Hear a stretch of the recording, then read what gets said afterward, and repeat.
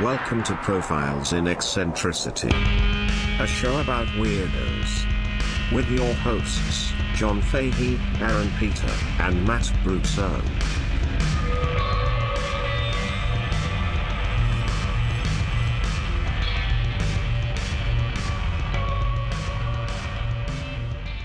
Hello, folks. Welcome to Profiles in Eccentricity. It's a show about weirdos, doggone it. My name's John Boy. It's John Boy time. I'm the COVID kid. I'm COVID barely 18.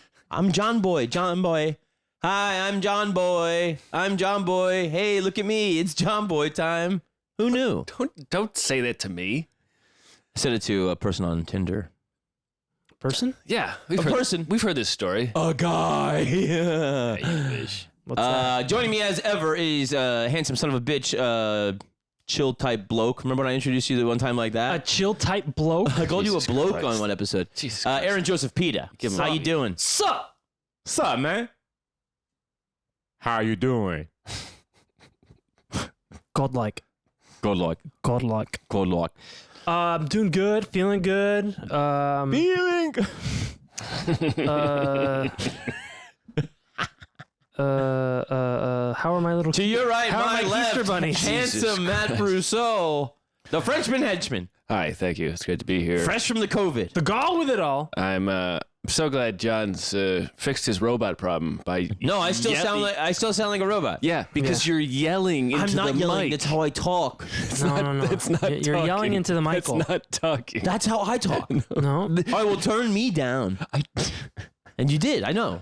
Do you have like a series All right, no. Don't turn me of down. code Honestly, words? dude, I'll yell louder. Honestly, it'll go so bad. Oh, that sounds good. Yeah, I just turned his headphones up. Oh, Doesn't he have like turn a them shits up. Doesn't he have like a reset button like in the back of his ear? or That's something? so fucking mean. That's so mean. We He had does. John convinced that he was a robot or a ghost for a while. There's a ghost robot. I'm a robot. I'm a robot vagina. I am haunting this fucking cybernetic. Oh my! He's the ghost in the machine. I am the Sibian. Where are the refugees? Oh my God! We did shout that one guy out right on Patreon that said Patty Hearst was abducted by this Symbionese Liberation Army. Yeah. Dude, that shit is. That's, You didn't know that? That's real good. That shit's real. But it was the Symbionese. It was So, a like, Symbionese. Yeah, because like they were made in China. Oh God! That's what happens when you buy knockoff Sybians. Yeah. You get the Symbionese version. Right, Brand X. Yeah. Brand Jing.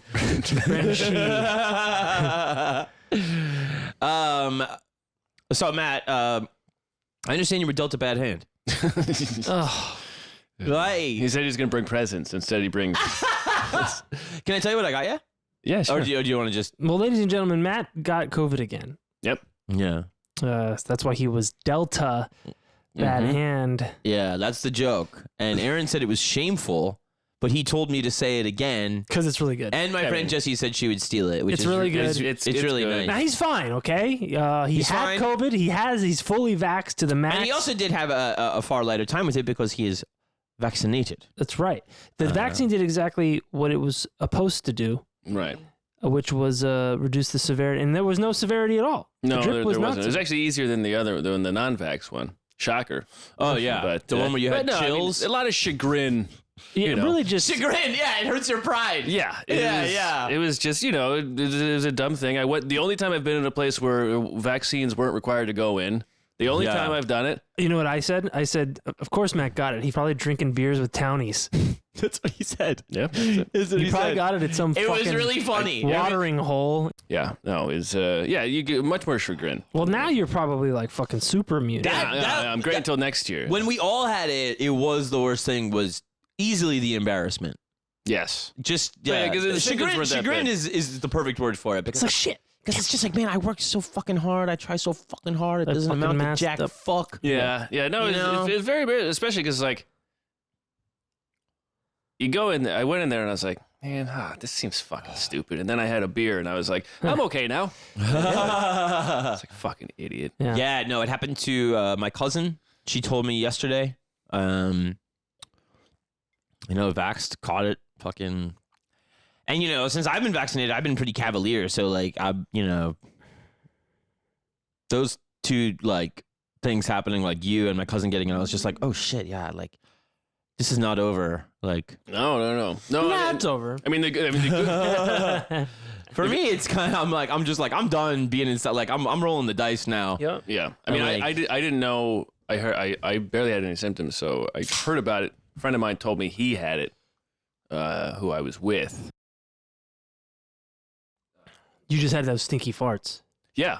Seriously? Again. Oh, yeah. That's like he Wow. had the first time he had COVID. Yeah. And the chills. I didn't have the he chills. neglected to mention the chills I the didn't, first time. I didn't have the chills. The chills. Yeah, there's zero chill. The That's right. chills. The There's chills. fucking no Later, chill. later on, we realized Aaron probably gave it to us. I probably gave it to everybody. No. I think we kind of did the timeline, and we think it was you first. That's what I said. I But- probably gave it. But I think also the only way you could have got it was because it was so catchy.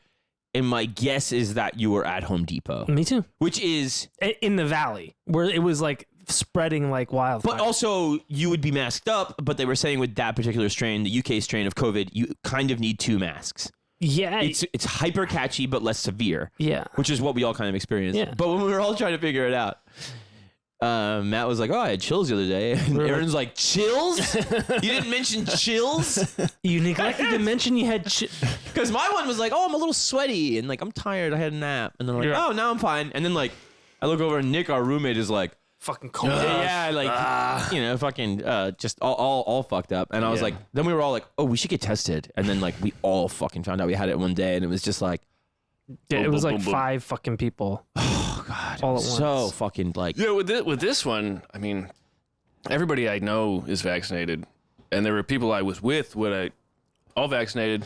No one got it, even though I was like in the room with them for a couple hours. Yeah. So you know, When we first had that one party on Memorial Day, yeah, I wore a hat. yeah, you did, It you was a sure good looking did. hat. It was a good hat. But I was, there wasn't many, but I was surprised there was a couple of people who showed up that weren't vaxxed. Really? Yeah. Oh yeah. Oh God. Well, I mean, I feel like I probably got it from someone who wasn't, but that doesn't mean that's how it works. No, it's not. But I was just going like, and you're here? Yeah. I was like, this is a indoor house party. Well, it's semi-indoor, but But they probably drive without a seatbelt. I you was know, just it's- like, what the fuck? Yeah. Yeah, but she had really nice tits. No. It was more than one person. He had really nice balls. yeah. both of them had Oh, a God, great pair those He of was on balls he was and on some tits. big ball shit. Yeah. Fuck, made my dick big after looking at him. God, I gotta find that big ball shit. Dude, I'll tell you where it is. The specific clip I saw of the guy going off about the monkeys getting big balls, it was just, it was so, it went on and on and on, and he's so psyched about it. I mean, you gotta see these chimps nutsacks, man. He's I like, mean, these guys took it and their balls got so fucking big. And I was just like, what the fuck? And so that was when this Aaron came home. I was like, dude, this guy had like 3 minutes of a guy talking about big ball shit. Well, I mean, some people love big balls. I don't know. yeah. It's more of like I met it's a like, girl. It's an AC/DC thing. I met a girl that said she liked big balls. How'd you keep her? Dude, I don't want big balls, man. No, it's a terrible idea. I don't want big balls. You want normal just- balls. Yeah, dude. I mean, It's not like that's where your cum is. You want a big prostate. Is No, what it's you where want. my piss is. in That's there. where your pee store. yeah. Which is cool. Yeah, it's but I really mean, if cool. anything, you want a big old. The balls, taint. the balls are like the most like fucking gross shit of all time. Like Yeah. it couldn't be uglier if it tried. Yeah. I mean, have you seen a vagina? no, it's nice. I mean, it's like an alien. Yeah. Well, listen, it's all a mess down there. Yeah. Which Which is cool. I love. I mean, Which is- not- the best. is pretty Mix sweet. up the mess.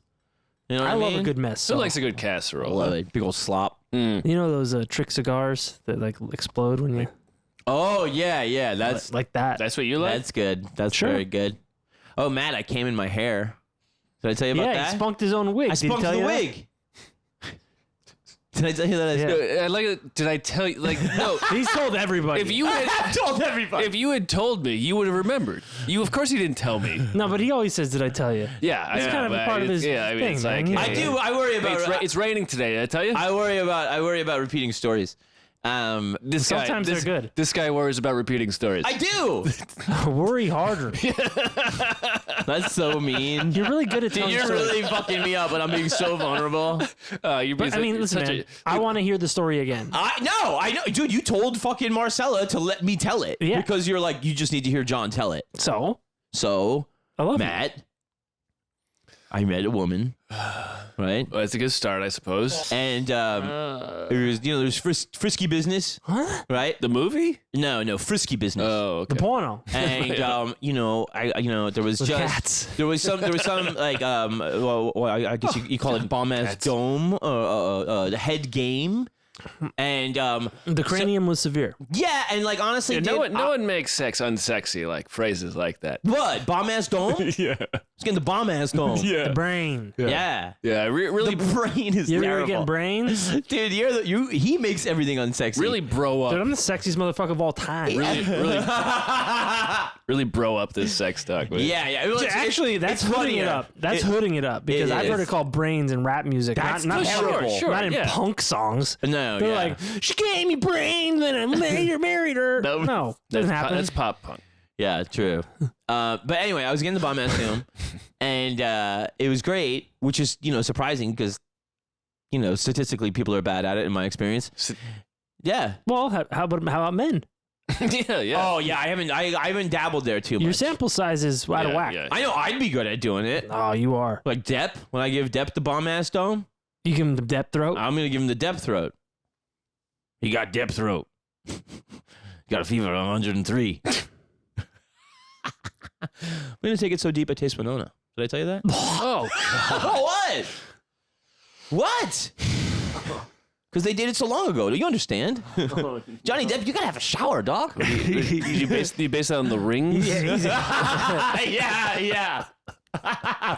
We reach Winona's early 90s lipstick you color. got some of that hair gel from Beetlejuice wrapped around the fucking trunk of his cock. God damn it, that's gross. You don't like it? I love it. You do. I 100% love it. So anyway, the bomb ass dome is going down, right? Okay, yeah. It's a real fun time. Yeah, it sounds great. And I'm happy for you. and so I'm like, oh my god, there's gonna be swallowing. I'm really excited about Yeah, that. because he's about to bust. I'm about to, yeah. Oh, you that's- know? that's But I'm fun. giving fair warning. I'm not, I'm not all quiet up there. I'm He's like, squingy. I'm going, What do you- "Oh!" That's what I'm doing. He's dancing. I'm Yeah, dancing. he's doing his robot. I'm dancing it out.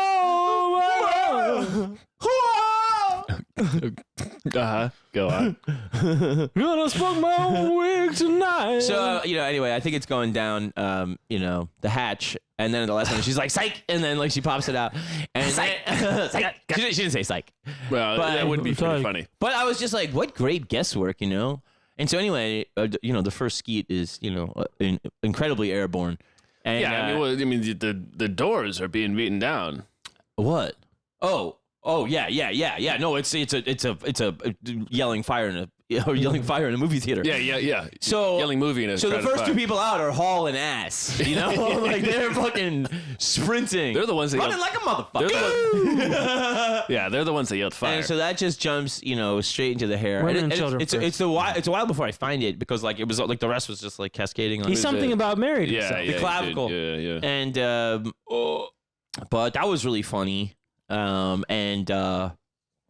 real fun. So you came in your own hair, Yeah, I spunked the wig. and like, did you run your fingers through it? How did you discover? I it? discovered it, by Hours later, minutes. I was like, oh my god, is it combing my fucking hair? and then you were You were like, is this mine? But also, Hey, like wait, there was is that called Aquanut? Like the hairspray? But dude, Yeah, it's like Aquanet? Aqualung, yeah, it's Aquanut. Aquanut. I really like that a lot, Aaron. I really like that. Did you know it was yours? Could have, might have been Roseanne's. Now, Yana, I would like to enter a new witness. But that's kind of funny because, when it was like getting really crazy and frisky, I was just like, she was like, kind of like, maybe I'm gonna come, and I was like, I'll do anything you want to do for you to come, right? And she's like, really? And I was like, This puzzle, I was finished like, it. oh yeah, 100% anything. You know what I mean? I was like, that's like what turns me on. And so she's like, all right, well, I'm gonna pull down this fucking screen, get out the projector, and bust out my Hitachi. She starts projecting porn that she pays for, Yeah. and it's real weird and artsy and like fucked up.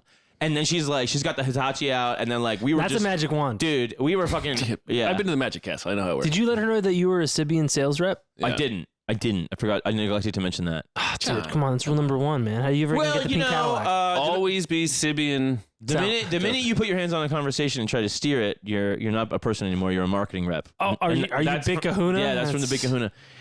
which Aaron loved. He loves quoting Kevin Spacey. No, that's Danny DeVito. You guys both watched it, which I love. That really makes me I happy. mean, DeVito's good. He's great. He's suicidal. Come on.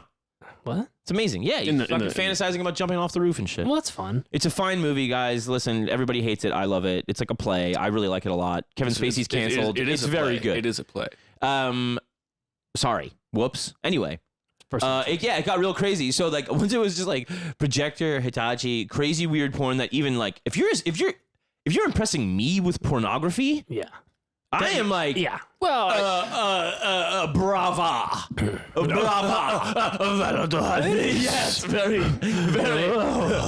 So guys, I don't know if we've talked about this on the show. We must. But Aaron and I are very in the one episode of Game of Thrones. Where Arya Stark makes it to Essos. She makes it to the docks in Bravos. In what's in Westros? yeah, in Westros. Oh, Westeros. and to go to To go Essos. to Bravos. Yeah. And she says to the guy, she's had this fucking coin ever since the people from the face- faceless man, and he's like, if you ever want to come to that the House of Black and White, give this man to any man from Bravos and say Valar Morghulis. So she gives it to a guy who's like loading up a ship and is like, I don't give a fuck about this kid. And she's like, are you from Bravos? And he's like, yeah, so what? Who cares? And she gives him the coin and she says Valar Morghulis. And the guy's like, why does the kid have this? And he goes, Valar the Hutt. He's so impressed. He turns into that like diplomat, that fish king from like Star Wars, the Phantom Menace. Oh yeah. The squids doing the fishing. Squids doing the fishing. Hey, believe this? Oh my god, they got the squids doing the fishing. Makes no sense. Bill Keep coming Burr's back in saying Star that- Wars now. Keep It's saying so they funny. found nothing. I mean, it's all the fucking same. The Empire, fucking rebellion. It's all the fucking same. It's all bullshit. Oh man. So I was going like, okay, Hitachi, pay for porn. Come over here. but- A screen pulling down, and I was like, is there like another dude here? Like, that's gonna come out. the whole process. Jumping out like a goddamn magic show. Like, I want you to. You're like, yeah, are you close? I want you to do this thing, and they're like, I'm real close. Let me pull down the screen, Dude. I'm so close. It's time for the screen projector wand. Yeah. Oh, yeah. In that whole process, what was that, like 30 seconds? I don't think What she that, was 4 close. minutes? Okay, yeah. No. She was close to the projector. No, the wand. It was but then thereafterward, there was some squirty nonsense. Squirty something. Oh, well, That's a good show. It's a very good show. That's the one with the. You're making like a deli meat sandwich. You put some mustard on it. Is that what you said? Huh? Squirty nonsense? Oh, like doing yeah. It's okay. You know that one? No. Eric Andre one? He's in an all-white suit. He takes the guy's ketchup and mustard to the hot dog stand. He's just pouring it all over someone. He's going, it's okay. It's okay. He just keeps saying it's okay, like whispering it to the guy. It's okay. Don't worry about it. He's just not even on the hot dog anymore. He's just all over himself. Man, that's what you were doing with this lady. Yeah. And vice versa. I mean, I spunked the wig. You did spunk yourself. Yeah, I did. I mean, you were creating a white suit. It's an auto spunk. Yeah. Well, we were told not to cross the streams. By who? You know? It could be bad. Who told you that? Did you? Yeah. I feel like And are we still here? yeah. wait. Well, it ends up. That's how he became a ghost. Just asking questions. Just asking questions. That's how he became a ghost. I love just asking I'm questions. just asking questions. Remember we did that to Kevin and he was so mad? No. You don't? Nah. I kept insinuating that like he was, Noonan or? oh no, Anderson on Bleak.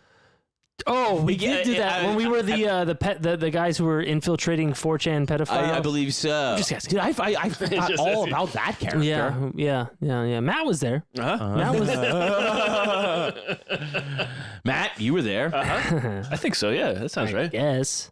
I don't remember. I was running the studio. So guys, we haven't seen each other in a couple of weeks. Sorry for that's a real rundown. That's a real friend rundown. We catching up. Yeah. We're catching up because we couldn't be together because Matt had the COVID and caught it in time. Thankfully, thank you, Matt, to not give it to us. Yeah, I mean, big thanks thank to the God. guy who caught it at the same time. Man, whatever. I don't care. Yeah. People are just like, oh yeah, did I tell you I had COVID? Just like, were you with me? You better have fucking told me. To be fair, he told me after he had a fever and then he tested himself and then he told me. Well, hey. That's kind of how it works. That's kind of how it works. Yeah, it's common courtesy. Yeah. So I cried yesterday about Norm Macdonald. Oh. And after work, I saw it in the morning. I posted something about it, and then I worked like a full day with my hands, and I just wasn't in the phone. And then everybody else was gone, and then I was just I had a phone break, and just sat down, and then I was just like, I realized how gutted I was by it. And for me, it's particularly the knowledge that it was like a decade-long diagnosis of cancer, which I still don't know if it was lung. I would assume lung. 9 years. Yeah. Lung. He's assuming lung. Lung. Oh, Cancer. lung. Yeah. Why do you assume lung? He was a Smoker. big smoker. Big. Oh, smoker. really? Oh, heavy, yeah. Oh. Even like I was telling Aaron in the later years, the on the podcast, the video podcast on YouTube, he would have like an unlit cigarette, and in several interviews, Norm Macdonald is my favorite comedian, folks. So like Aaron is the first person that said this to me that made me realize it's something I do that's good, which is you said I retain information very well. Mm-hmm. I never thought that before you said that. Really? I think that I think that I only remember things if definitely does. if they're funny or like. I guess just if I'm excited to tell somebody else, it makes me retain it better. You have like, some people have like perfect pitch and they can hear a song one time and then they can just play it on the piano. You have that with story. Right. Yeah. I mean, I've gotten the impression just from asking you for descriptions for episodes that you usually don't have to look them up. Oh, no. And I would. Because I am too in the moment to remember things, I feel like. Oh, right. Yeah, but I guess I kind of want to give, when I do the descriptions, when I'm writing descriptions, like our brand of the tale. So I specifically kind of, anyway, the point is, I realized, because I love him so much that I've been rattling off Norm Macdonald stories like at work with you for years and years. And I do know quite a bit about his life. And I realized, when I really, really fell in love with him, it was around what I think is the less celebrated part of his career, which is right around that diagnosis time is when he's doing stand-up. That's 2011. Yeah. And he either knows something's wrong or he already knows he has it. Right. And because the whole thing is about mortality and death and his father dying and his uncle with the bowel cancer. And that whole thing is so dark and so funny. It's my favorite comedy special of all time, and I think most people have probably not seen it. It was a Comedy Central. Yeah. It's just called Me Doing Stand-Up because, calling it like hilarious to Norm would be like, Right. I'm not doing that. Right. No, it is him doing stand-up. Yeah, and like, what do you call it? And he's just like, yeah, like, and then it's like that's why it's Norm Macdonald has a show on Netflix, right?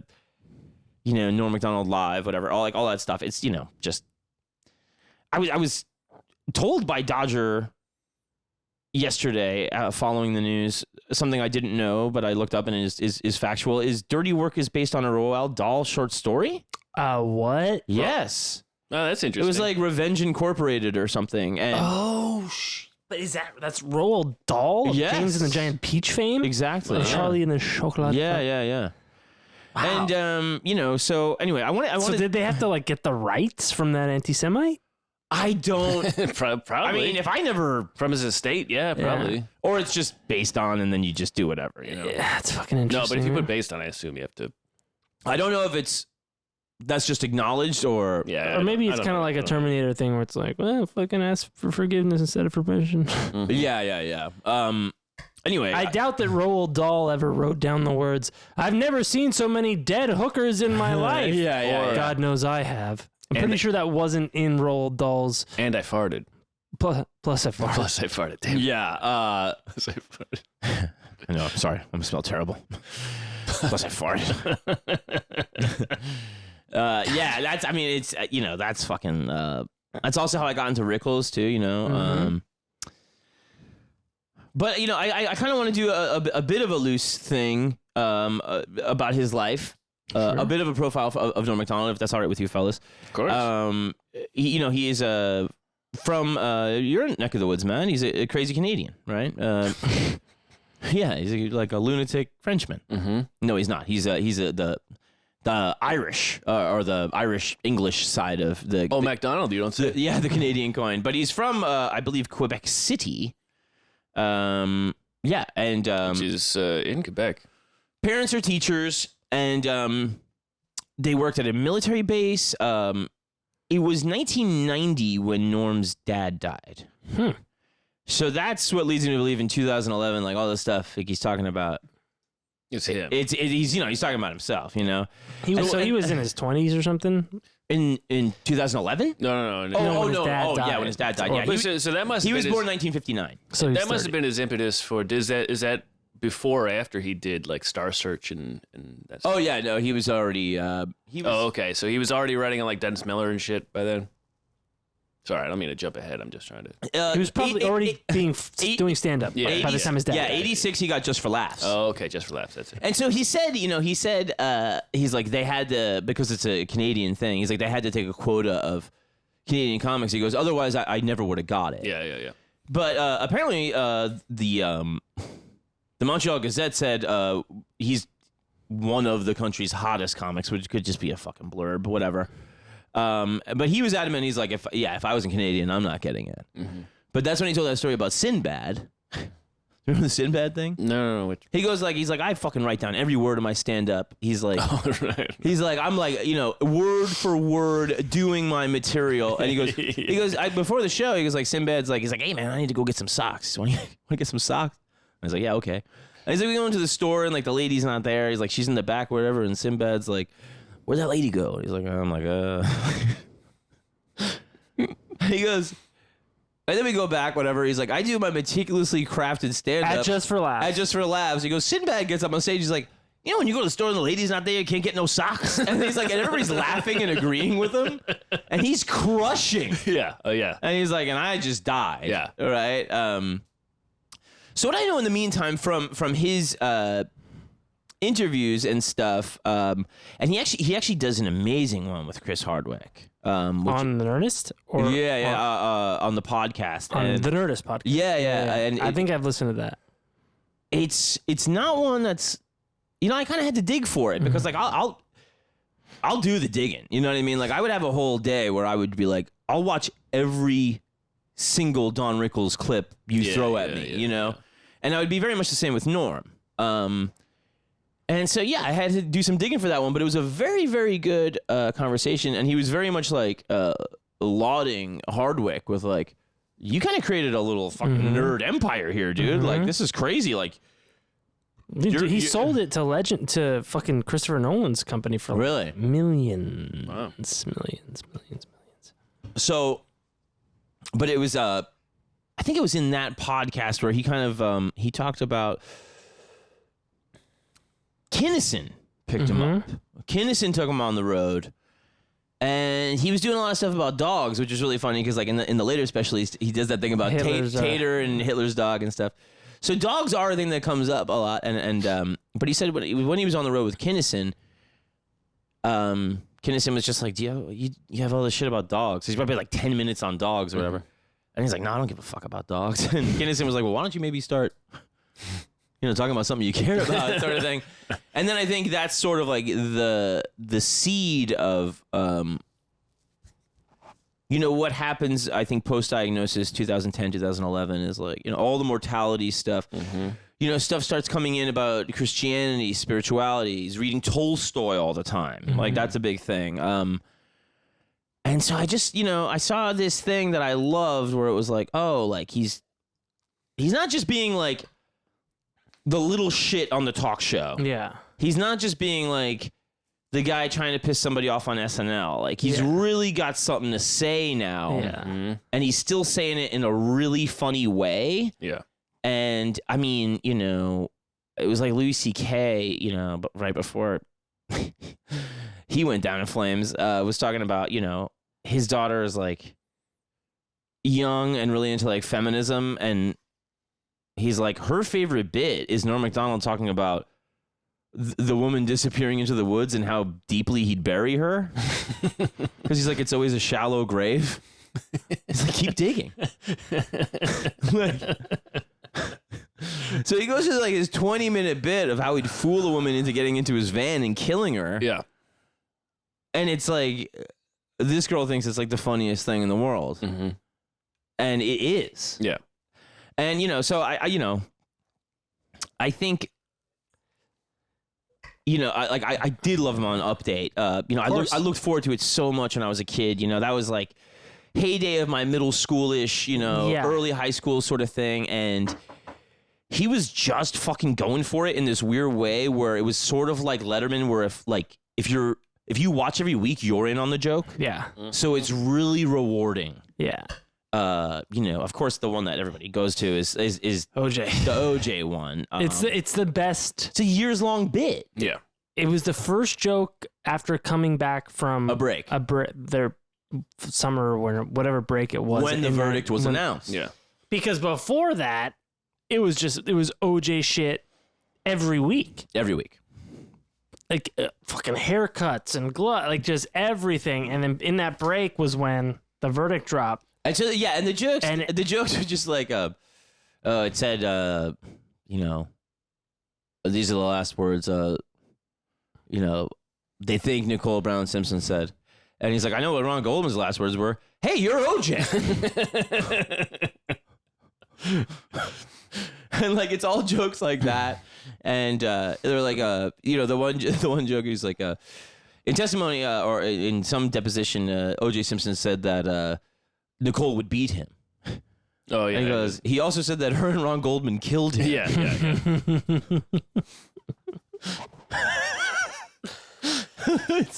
Yeah. There's week after week after week after week, and the audience is dying because, like, it's this thing that's being played out in the media, and everybody's going like, oh, well, you never know. And everybody's going like, he did it. Yeah, we do know.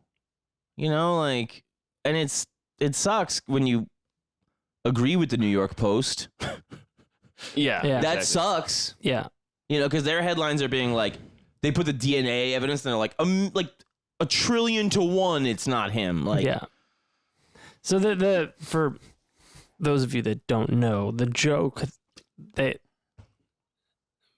the Weekend Update headline opening joke after that long break was they showed picture of OJ getting read the verdict of not guilty, and I think the headline was just not guilty or something like that. Yeah. And just joke one out joke, the gate. and he was just like, well, it's official. Murder is legal in the state of California. Yeah. It's just brought no the house, fat, brought the house so down. efficient. Brought that. I mean, just applause for a minute. All been leading to this for 2 years? Oh yeah. And trial of the century. And then so do you want to? I kept when I was a kid, I kept a list of Norm Macdonald Weekend Update jokes. That's so cool. When you were still a have kid? it? Yeah. How do you have it on your phone? Because I transferred all my old documents to Google Drive years ago. That's pretty fucking cool, man. I'm gonna get a drink because I want to hear this. Okay. Anybody want anything? You can't hear without a drink. Yeah, I'll get one. I can't hear these things without a drink.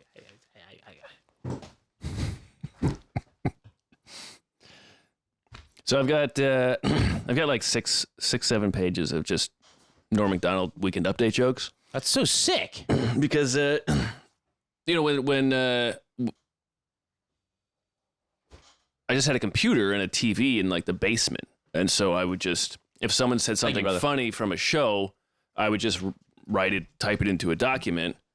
It's such a thing with so many kids into comedy, and just Judd Apatow talking about that thing of just dissecting, like transcribing sketches and being why is it funny? Yeah. Looking at it on paper and just being like, why the fuck is that funny? I mean, I think it's like Hunter S. Thompson, retyping F. Scott Fitzgerald or just books, just typing. I heard it was Hemingway. It was Hemingway. Well, maybe both. But anyway, so F. Scott Fitzgerald, man, F that guy. So I got a bunch. Doing a great job, Scott. Here's some OJ ones. Tempers flared in the O.J. Simpson trial this week. Fred Goldman stood up and shouted, "Stop giving me that damn look." O.J. replied, "Look, I didn't give you a look. You're just mad because I killed your son." Oh my God. 2 more jurors were removed from the Simpson case after revelations of conflict of interest. One of the jurors once worked for Hertz, and the other juror once held Nicole's glasses while O.J. killed her. Oh my God. Oh my God. Oh my God. Dude, as a kid, be like, you can say this? These are... Yeah. Update, it... After Norm, it wasn't good until Colin, and then after that, Colin took over. Yeah, Colin took over. Okay, so then it was Colin, and then after that, Tina Fey and Amy Poehler. Yeah. Dennis Miller was like, okay. Dennis Miller was before. Yeah. He had a thing. I think I've told it before on the program. Dennis Miller, he would have him on in the interceding years on Dennis Miller Live or whatever the fuck. He wrote for Dennis Miller's show before Saturday Night Live or after. No, before he was on Saturday Night Live. Yeah, and Norm would have liked the Dennis Miller Weekend Update. I think I'm not a fan. Norm has kind of an updated delivery on Dennis Miller's. It's better. Delivery. It's the best. It's the best one. He's less invested in it. Yes, and that's why it's better. Yeah, he's not smarmy about it. Unless I'm bad. Yeah. But the pacing. There's some similarities in the pacing and the pause and the punchline. I think it was he had. He's not trying to be smarter than you. He had no. He's trying to. In some ways, he's trying to be dumber than you. Yeah. Oh, without a doubt. And Dennis is trying to. Make a damn fucking thing. Yeah, I'm the smartest guy in the room, and Norm's just like, I'm not even trying to be the funniest guy. So Norm was a very interesting case because the crew that were the bad boys, Sandler, Spade, Farley, all those guys, Schneider, it was a very stand-up heavy, minus Farley, crew in the bad boys. So they all spoke so highly of Norm that they're the ones that really got him in. And Norm never really auditioned because Norm was just like, everybody has to do 3 characters, everybody, and Norm was just kind of like, no, I don't do that. Right. And then he still got the job, which is crazy. But he was that good. And I think at first... But did he start as a writer on the show? I believe he was writing first. That's yeah. I don't think Colin Jost had to audition with 3 characters. Right, he started as a writer. Well, that's the funny thing that people... That's the secret in. That's the back door into the show is start as a writer, do Weekend Update, and then you can do Burt Reynolds on here's the funny thing, too, that people forget is the whole thing with Don Ohlmeyer, and Don Ohlmeyer was supporting OJ during the trial. And Don Ohlmeyer is also the guy that's like kind of the NBC bad in all of the late night war shit. He's in an NBC suit? He's in an NBC suit, and... after the verdict, he was like golfing with OJ and stuff. And so like, everybody was just kind of like, you're fucking, you're mad about the jokes. And Ohlmeyer was just like, no, it's just not funny. We're seeing a ratings dip in that portion of the show. Lies. Well, have you seen Norm's interview on Letterman right after he gets fired? Yeah. Where Norm talks about how he had to call Ohlmeyer. Yeah, and then Ohlmeyer was like, "Oh my God, no, it's not the OJ stuff. You're just not funny." Yeah, he's like, I got bad news. He's like, you're fired from Weekend Update, and I'm like, oh, that's terrible news. And he goes, why? And he goes, you're not funny. He's like, that's even worse news. I was like, could have put a lot into being funny. Yeah, he's like, no, I just told him not. Could you lie and say it was the OJ stuff? So then also there was. The idea there. What's the writer's name that he was working with the whole time? The Irish guy. Well, not Smug. Jim Downey. Downey. Thank you. Good call. Thank you. I always forget his name. I know. There's. Was he the one with Lord Knows I Have? No, he's the one that was He's like Cole's a poor man spiritually. Here's your $2. That's Jim Downey. Yeah. He's like, yeah, when you said the CIA put a chip inside my brain, I almost shit my pants. Almost. Downey goes, almost. All of the writers, these Harvard-educated men are homeless guys in dirty work. Yeah. And I think Fred Wolf is the one that was kind of, I believe he was mostly rabbi to Sandler. He would be very involved with like Billy Madison and stuff like that. And he was another heavyweight too. Fred Wolf was a heavyweight. He's the one. He's plus I farted. That's Fred Wolf. But so Downey, Downey and Norm had such a thing that later on, well, let me just take you through a little bit of the saga that happens, because people forget that Norm stayed on the show after being fired from Weekend Update, but he just didn't like doing sketches. He was so into Update, and like he said, he was like thinking about being like, maybe I can do this forever. But it's because they had a lot of autonomy, and later on he was just like, I don't think Lauren liked that. He's like, I don't think they liked that. It was just basically me and Downey doing whatever we wanted, and like I would do jokes that I knew were funnier but wouldn't get as good a reaction. And he goes, so I kind of forgave Ohlmeyer, going like, why would you keep hiring the guy that doesn't necessarily care about the big reaction first? Well, I mean, but it's just, that's kind of his way, is like, you know. That's also Saturday Night Live is the joke has to be, the edges have to be rounded off, and but that's to me not SNL. I like the weird shit. Wayne's World started as a 10-to-1 sketch. Right. Well, that's why the Weekend Update can't be a 10-to-1 thing, because because of guys popular. like Ohlmeyer. But you don't want to bury it at the end of the show. So here's no. But I'm just saying, like, I think you want it to be unique and weird. You don't want it to be crowd pleasing bullshit. Totally. But I loved it. Like, I mean, I oh God, what's going on? What here? happened? Mic drop. The mic fell. Nice. Oh, the mic fell. A glass broke. That's what one of our roommates would say. A glass broke. Not broke. I broke a glass. Yeah. A glass broke. Oh, look at that. Who would have guessed? Here's one that Ohlmeyer probably also didn't like. The world is in shock with the split of Lisa Marie Presley and Michael Jackson. Friends say it never would have worked. Lisa was more of a stay-at-home person, while Michael was more of a homosexual pedophile. Oh my God. Yeah. And the audience takes it real bad, and he goes, What? He is a homosexual pedophile. And so this is the thing that Downey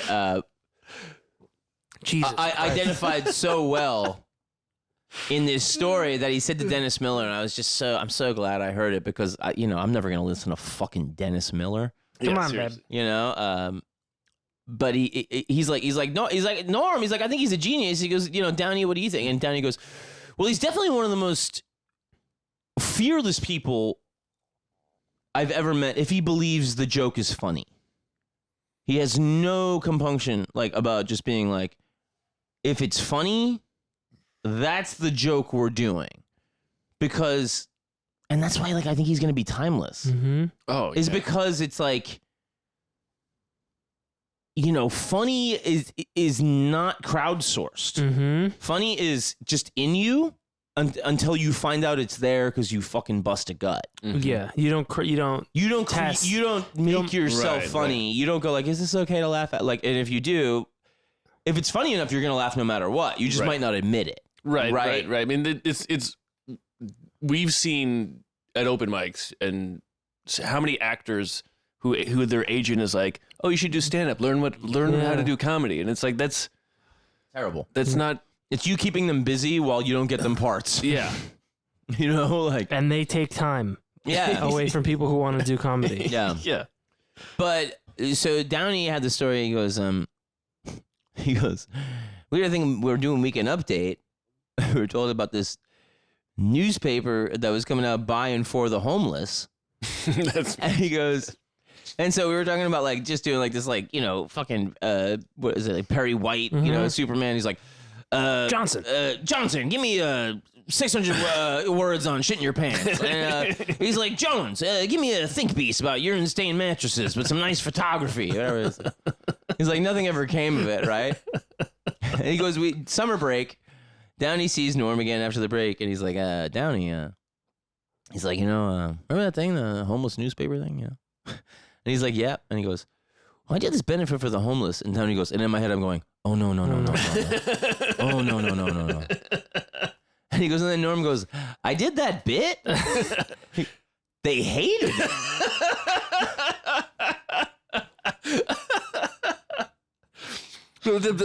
Just devastating. One of the best things about Norm is you can see him on stage doing that bit, and people not liking it, and him still finishing the bit. Oh yeah. And that's the thing is,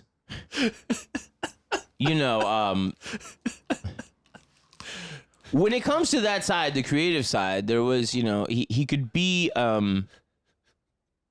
little like a little egotistical in like but I know I'm right kind of way. Well, I want to take a guess and say there weren't any homeless people in the audience. It was just people who are like, I paid money, I support the homeless charity. People, if it was homeless people, they would have loved it. Yeah. Exactly. It's the people mailing in about news for the hard of hearing on SNL. Yes, exactly. Meanwhile, the hard of hearing and deaf were like, dude, the deaf were like, why did you get rid of that? A joke for us, right? Finally. Yeah, like why did you get rid of that? Like I'm deaf. Yeah. I know I can't hear. It's funny. This is funny. Yeah. Do you know? I mean, it leads to a lot of mix-ups. Yeah, it's Wouldn't it be funny if we were included? If you just were like, some of us don't hear so well. What if this one guy was screaming at us? Exactly. Because that's what happens. Yeah, because I have to turn to my cousin and I have to start talking like this, and it's fine. Yeah, I do it. Yeah, it's but I do have to start talking. Yes. I mean, they can't hear. Yeah. Yeah, it is what it is. That's how it works. If he did that at a fucking homeless shelter, crushed. Mm-hmm. Crush. Yeah, because they've actually had to deal with. Yeah. I wonder if he had. He'd be like, hey Norm, you want to huff some of this paint with us? Hey man, we got a fresh Norm, batch. You were great. Hey man, Norm, have some jankum on the house. Hey, you got any of those newspapers you've been talking about? It's a good chilly night. You know, the talent we keep the thankum jankum. The thankum jankum? It's in the green room. Jankum barely know him. Hey Norm. Thankum jankum, then we shank him. Hey Norm. Hey Norm. God, that's good, huh? Yeah. And it's funny too because there was a lot of stuff, that he exuded about truth. And that was, all along the way, kind of.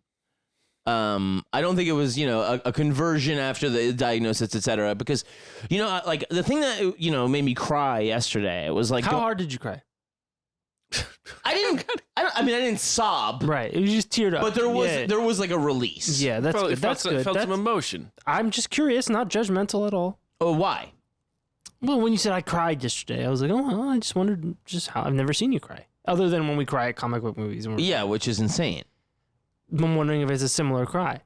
Yeah, pretty much. It's just a thing of just like yeah, exactly. I'm just curious. Well, yeah, no, I'm not sobbing over here. Well, I don't know. Prove your... Yeah, prove it, bitch. Prove your I'm love. probably on camera. It was at work. But yeah, it just... it just kind of overwhelmed me. And then doing the inventory of the diagnosis and then the change. Yeah, putting the pieces together. Putting the pieces together and then just thinking about him crying, about telling David Letterman he loves him. Wait, what? At the end of that stand-up set that fucking blew the doors off the end of The Late Show. Oh, yeah. When he did the whole thing about the nation of Germany and that. They did. They tried to take over the world twice. Yeah. Even at the end of the Saget roast, he stumbles. Tells him he loves him. He stumbles being like, hey, this like, man is for the birds. That's Greg Gibraltar. And that was But he stumbled. In the end, when he's not doing jokes, he has a really honest moment about Bob Saget, and he's like, "We're comics, we shared this thing about being like really, we hate everybody, and Bob Saget doesn't, and he starts breaking up." Talking about it, and it's really sweet. Yeah, he specifically singled out Saget for this thing of like seeing like just a loving person. And of course, then you fucking see that. You see it in Norm too. Like he's, Oh yeah. The reason I really end the show by saying I love you is because I was telling Aaron this last night. Like I heard him on Marin, and it was probably around that time. It was definitely around that time. And or at least he just like he finished the interview and like he was talking about spirituality. And he was very, very vulnerable and all that stuff. And it like got a little political or whatever, and then he's just like, I don't want to do this. He's like, it's not gonna be funny. But he talks about it. That's a great interview. He talks about when he was young, taking this old man around that was blind, and the blind man asking him to describe everything. Wow. And then he's like, and then I was laughing so much, and I just like couldn't stop laughing. And he tells Marin that basically he could sort of laugh himself into like a panic attack almost. And I get it. You know what I mean? Like he kind of gets carried away with he just always had his breath taken away. And you know that tweet that was making the rounds about people being cynical and how it's a sin that you're not amazed that you can just crack up in new, like, be in comedy your whole life and somebody just gut you laughing and you're like, fuck, I'm still surprisable and like being so grateful for it. And that's something that like I resonate with a lot. We talk about gratitude a lot and how it shapes our view of things and how it makes us not be whiny little bitches. Sorry, I said the B word. I'm the one that has a problem with it. Yep. But he he would talk, he would just, that was just, you could clearly see and then seeing like, just think about that Letterman appearance. Like, he's got cancer there and he's telling him like, I had you in my life and I was lucky and I love you. And then just, I was like, fuck, man, like shit, like my heroes have heroes. Dude, was he in Funny People? Norm, yeah. There you go. Yeah. Well, the guy dying. The guy dying. He's in so many Sandler. Yeah, I mean, of course. But I wonder. But that's really a Judd Apatow thing. You're right. Oh, you're right. It's a Judd Apatow thing, but Sandler's the fucking whatever. Well, yeah, I mean, Judd. You have to wonder, like, it's about a guy dying, and deciding to make a change. Yeah. And have, he has the hard conversations and does the things he never got to, or really put off or whatever. Like, I wonder how fucking uncanny that was for him. Because it was right, I mean, Funny People was what? 2009 or something? I mean, we can obviously look it up. Fuck that. No, let's fucking pontificate about it without any sort of information. But do you remember his first appearance in the bar? It's like when he's better. That's Norm's first appearance. Oh, after he's not dying. Yeah. He realizes he's not dying. Hey, George, congratulations. You don't have AIDS. That's what he says. And then they just move on. He's like, the Eminem appearance is great, too. Adam just goes, I never had AIDS. Yeah, all right. Yeah, all right. And then it just moves on to like Sarah Silverman and stuff, The thing, I was thinking about today, I think I told you guys this, that like the one I always go back to, film-wise, Screwed. I realized my 3 favorite comedians, my Mount Rushmore of comedians, all in it, laugh-free movie. Which one is Screwed? Because I know I've seen it. Chappelle, Silverman, Macdonald. Yeah, it's bad. Absolutely laugh-free. Yeah. There's one funny time where Chappelle yells out, "My dick hurts," which was probably an ad-lib. Yeah. Oh, that's like my dick hurts is the only laugh. Is that like Screwed? Is that like a like that's concurrent with like Men in Tights? No, that's like 98, bro. Yeah. Are you kidding me? It's way after. Dude, it's after Dirty Work and shit, yeah. It's after Dirty Work? It's after Dirty Work, and it does not work. Dude, I think like DeVito's in there and shit. Like, I honestly want to ask Silverman and Chappelle, why? How could this happen? And especially, well, anyway, so I want to keep going a little bit in a linear thing here with he had, the stand-up shit, and then, he was hired for Roseanne. Oh, right? You're going to tell the Roseanne Might story? it be Roseanne? And I'm never living that down. Never. Ever. It was just one season. But it was the heyday of Roseanne. And, I do think, also with the cancer diagnosis, like, he came out and just like admitted, like, after Roseanne got canceled, like, or after Louis got canceled, I put him and Roseanne together because I was like, you are the only 2 people that can really understand what each other are going through. And he volunteered it in this way where he was just like, I'm still friends with these people. Like, he would go to the kind of like Christian stuff and he'd be like, you have to like forgive. Like, you have to be like, look at somebody's heart and be like, do we need to punish this person in a corner forever, or can we just talk to them? Yeah. And, I think all of that stuff was,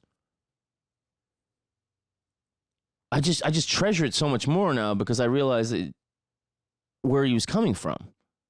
It was like all from this loving place and this gratitude place of like, he's got a young son. He's got a young son. And that's not fair. It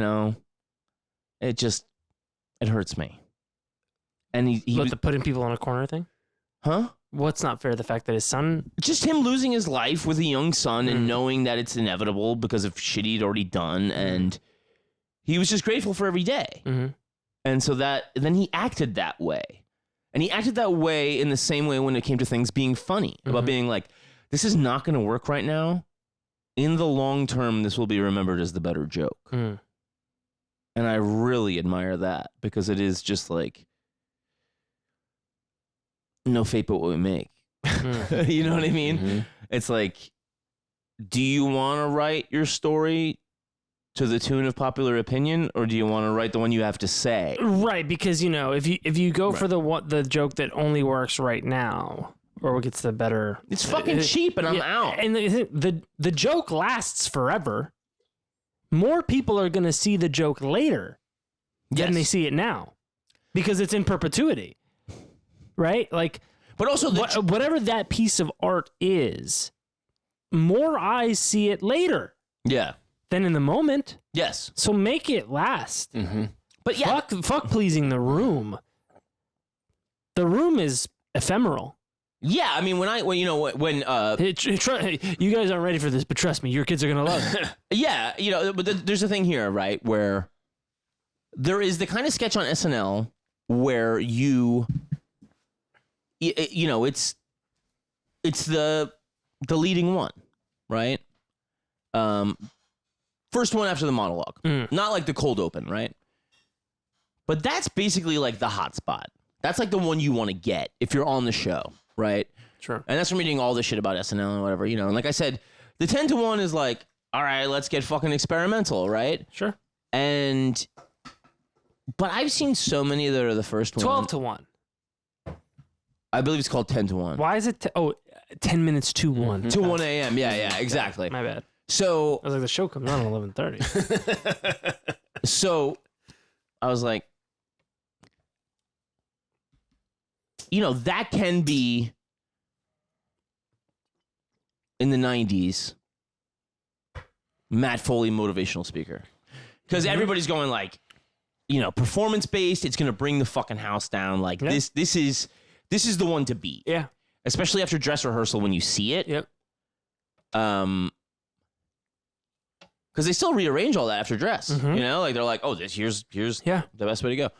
But I've seen ones that are just like such a bad gimmick and so cheap, with a cheap laugh leading off the show in like ensuing years, that I'm like, this is just a fucking crowd pleaser. Like you're not demanding anything of me as an audience member. No, I mean it's the ones that demand things of you. It's the Bill Hicks thing. Speak to the peak of the intelligence of the room, right? Like you always say about Patrice, he makes you finish the joke. Yeah, it demands something of you. But those are the ones where you go like, and but it is an effortless demand where you're so enthralled and invested that you don't even know that something is being demanded of you. Oh yeah. It's not work. Yeah, but the work is even just being like, what? Like questions. Like, this is weird. A lot of the non sequitur stuff in Update, the references to Frank Stallone all the time. Right. It's just a guy he chose to pick on. Well, it wasn't just a guy. It was Frank Stallone. Yeah, he's fine. Yeah. He's fine. You can pick on Frank Stallone. You ever see when Frank Stallone was on Howard Stern measuring his dick? No. Well, that's why he's being made fun of, for sure. He's Frank Stallone. Yeah. It's Frank. Your brother's Sylvester. Yeah. Frank. Well, I mean, I'm Frank Stallone. Sylvester's not. You want to see how big my cock is? You know what Sylvester Stallone That's my means? Frank Stallone impression. No, he doesn't have that thing because he wasn't pulled out by the forceps as a baby. Oh, Stallone was pulled out with forceps. Oh, with the lips. That's why I was always like this because Yes, because doctors were fucking geniuses back then, huh? That's right. Yeah. Women pay top dollar for that now. Yeah. Yeah, they crave it. Can you give me them Sylvester lips? The Sylvester list. Sylvester Stallone means wild stallion. Bill and Ted. Hi. Wow, nice. Oh. But the other things that would be along those lines would be the note to self stuff. Note to self. Yeah. That was weird. That started Then there. he did it in Dirty Work. Then he did it in Dirty Work. And then also Germans love David Hasselhoff. Yeah. Until he hits Hasselhoff, which Germans do love him. Yes. Well, yeah. It's not a theory. No, they do. He's right. It was a No, he's fact. right. I think you he was know? at the Berlin Wall Yeah, he was. But like with Knight Rider and the whole. that was He crashed a car into the wall. that was a thing. Again, Letterman-esque, where it's Yes. like if you're there week to week, Yeah. it becomes way more rewarding. Yeah. Oh yeah. I mean, There's some Easter eggs. it's just any sort of good stand-up repetition type of thing. And he was the one who also did that was also when he would have Sandler come on doing the most retarded songs Yeah. or Opera Man. And also in that slot, he did specifically say because he was coming from stand up, he gave fellow stand ups as much opportunity to work, like how Pete is on fucking SNL now, Yeah, exactly. fucking They did it Jones, when- it was like so when it was Norm, it'd be like, fucking maybe Spade? Spade, and he would be I like, love Laura Keitlinger. oh, she's great, yeah, but it did not work on SNL. They didn't get it at all. No. They didn't understand, some people just don't work with SNL, and she was one of them, Yeah. because they were like, is she joking? Like, they just didn't understand the whole deal. Well, they're also like, do I want to fuck her? Yeah. Or do I want to laugh at her? Yeah. And the answer is both, you dipshit. Yeah. ¿Por qué no los dos? So it's, but I remember I can, because I have, seriously, all of the seasons where Norm is hosting on my computer, and I would go through them and just watch Weekend Update all the way through. And Keitlinger was the one where it was just like, the audience just couldn't figure it out. And she still crushes in stand up to this day. Yep. But, She's on Workaholics a while back. It's like fucking, who's funnier than Larry David? Did not work on SNL at all. Jim Carrey didn't make it on. Yeah. I mean, who's better than Robert Downey Jr. and Anthony Michael Hall? Remember that when they started putting Hollywood people in? Yep. That one season? Yeah. Yeah. Well, that's an 80s thing. Yeah. I mean, That was Lorne Michaels wasn't there. That was a reboot. yeah. There was, Reboot. It was all new. It was new Coke. Yeah, There was the new Coke kind of two reboots, and I believe actually Don Ohlmeyer was very involved in the Murphy years. Yeah. And sounds about Murphy's problem with SNL was they wouldn't do the syndicate, the Eddie Murphy years, because they weren't produced by Lorne Michaels. Yeah. So he had a hang up about that. Then David Spade had some cunty comment about him, and when he was doing the Hollywood update About Yeah. Spade?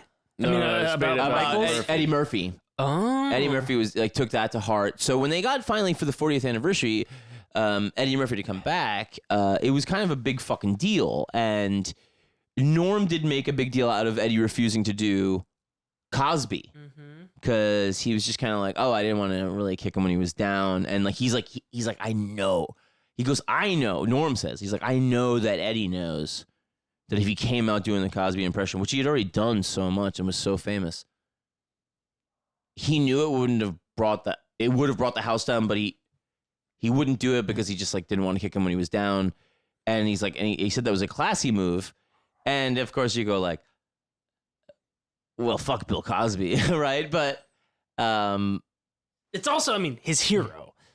Yeah. Right? Yeah, like, it's one of those things where, like, if you find out that your hero is a fucking nightmare person. But Eddie Murphy had also specifically talked shit about Bill Cosby. Oh, yeah. Man, fuck Bill Cosby. Yeah, you know. Richard Pryor. Yeah, exactly. the whole Richard Pryor bit. Yeah. But it's still... I get it. I get why he didn't. Well, Would I have loved to see him do Cosby? Yeah. Yes. Yeah. Of course, yeah. But I saw you do Norbit. I deserve Cosby. All right. I deserved it. It would have honestly blown the doors off the place if he did it. Because I mean, just because it was in the Celebrity Jeopardy thing, and they were saying it was like old videos or something. And so that's why Norm had awareness of that situation. But even saying that, I was just kind of like, I was like, oh, God, is he getting fucking Trumpy or something? Like, what the fuck is going on? But I think really where he was coming from was just like, you gotta really love everybody. You know, he's like, I'm not gonna stop loving Roseanne. yeah. And he's like, I love her. Like, she's crazy, but like, you know. Yeah, I mean, his thing, it was kind of like, if you stop loving the people that you love because of the mistakes they make, Did you ever really love them? Did you ever?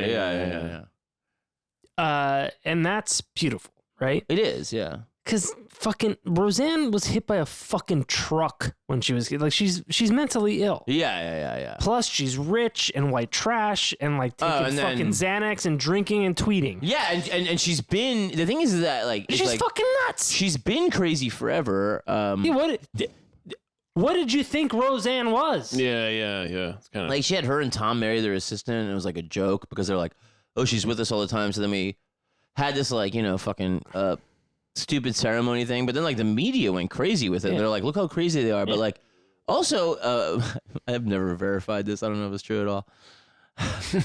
I'll repeat it. Say it. I'll Go repeat on. it. Go Yes, John? Who, Jaggy? My buddy Joe told me. I'm blaming. Oh, there's always a Buddy Man, Joe. fuck you, Joe. I'm blaming Joe. Buddy Joe. I'm blaming Joe. Who is Buddy Joe? Joe Latchett, a guest on the program. Buddy Joe Letch? Harlem Hoarders. What is Buddy Episode. Joe? Yeah. Joe, I love you. Mm. You're the best. I don't know who Buddy Joe is. But Joe told me that like there was something where like Anthony Kiedis like was like getting calls from Roseanne, and he was just That's like, hot. "This is fucking Roseanne," and she was kind of like stalking him, and he had to get like a restraining order. So like, I think Roseanne has been like real crazy for like a long time. Do you think Anthony Kiedis was like, hey, Flea, who's calling me on the phone? Might it be Roseanne? I know you're there with Flea. Damn. Don't make me sing the national anthem again. Yeah. And the same thing with Louis.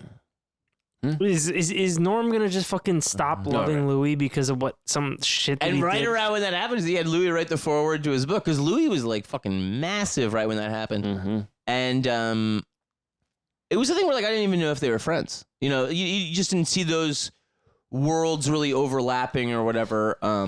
But you could. And it's cool in in some of the ways to, you would see the real fucking people that he appreciated from any generation. He wouldn't really mince words. Like, when he does like the comedy album or whatever, which I think is called like Ridiculous or something like that. talking about Norm did a comedy album. called Ridiculous. I believe it was called like Ridiculous or something. Huh. Why? Wasn't That sounds very unnorm. Wasn't that? Well, he says it a lot. Ridiculous. Got it. When he said Got it. he's pulling up his jeans and dirty work. You guys have got a lot of growing up to do, I'll tell you that. Ridiculous. You know the thing that hurts the worst is the lack of respect. Well, no, the other thing hurts the worst, but the second worst thing is the lack of respect. So he's talking about getting raped. He had a thing. It was like early Will Ferrell is on there, but he had like John Lovitz and stuff. There was like It was just a comedy album, not a stand-up album. yeah, like It was a like- lot of like Adam sketches. Sandler did. Yeah, very Yeah. which you Though, thought. that I cannot believe that has not come back. I know. I when I used to hang out with Doug Dixon a lot, Yeah. and we were like we were putting together like shout out Doug Dixon, Wonderful, etc. wonderful, Meredith as well. Wonderful, Plus your wonderful. dog. Lovely people. Just amazing. And we were like, man, we recorded a bunch of stuff, and we were like, man, those fucking like Adam Sandler albums, Right.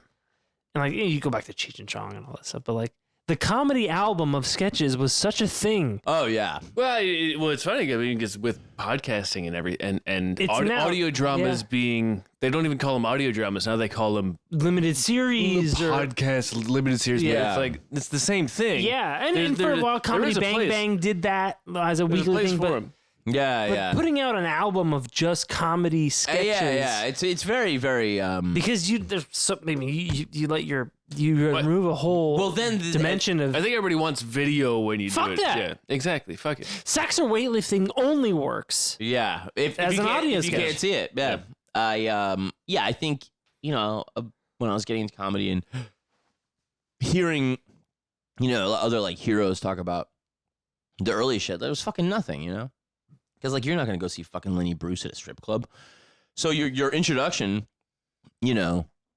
was probably like a Cheech and Chong record. That'd be like the first Exactly, thing for yeah. a lot Yeah, of oh, yeah. people, and As an introduction to comedy, yeah, for a lot of Yeah. like the For people- 99% of 60s, of 70s, America? like so not or us. no, no, but like the people I look up to. Got it. for 99% of the world. It was Bill Cosby himself. Well, it was And Cheech and Chong. everything was that it was, And also even all of these groups, all of these different little groups, Yeah. Fireside Theater, all of the like every single fucking comedy yeah. group ever, Yeah. it was an album. yeah, it Yeah. was what And then the thing of that Jay Leno was just he said about the heyday of like late night, and he was going like, you're the fucking comic and you got 5 minutes on like the only fucking network in town. Right. It's the Tonight Show. yeah, it's not. It's what's on tonight. Yeah, Like it's a big fucking it's deal. called. It's just the show. It's the- It's the Tonight Show.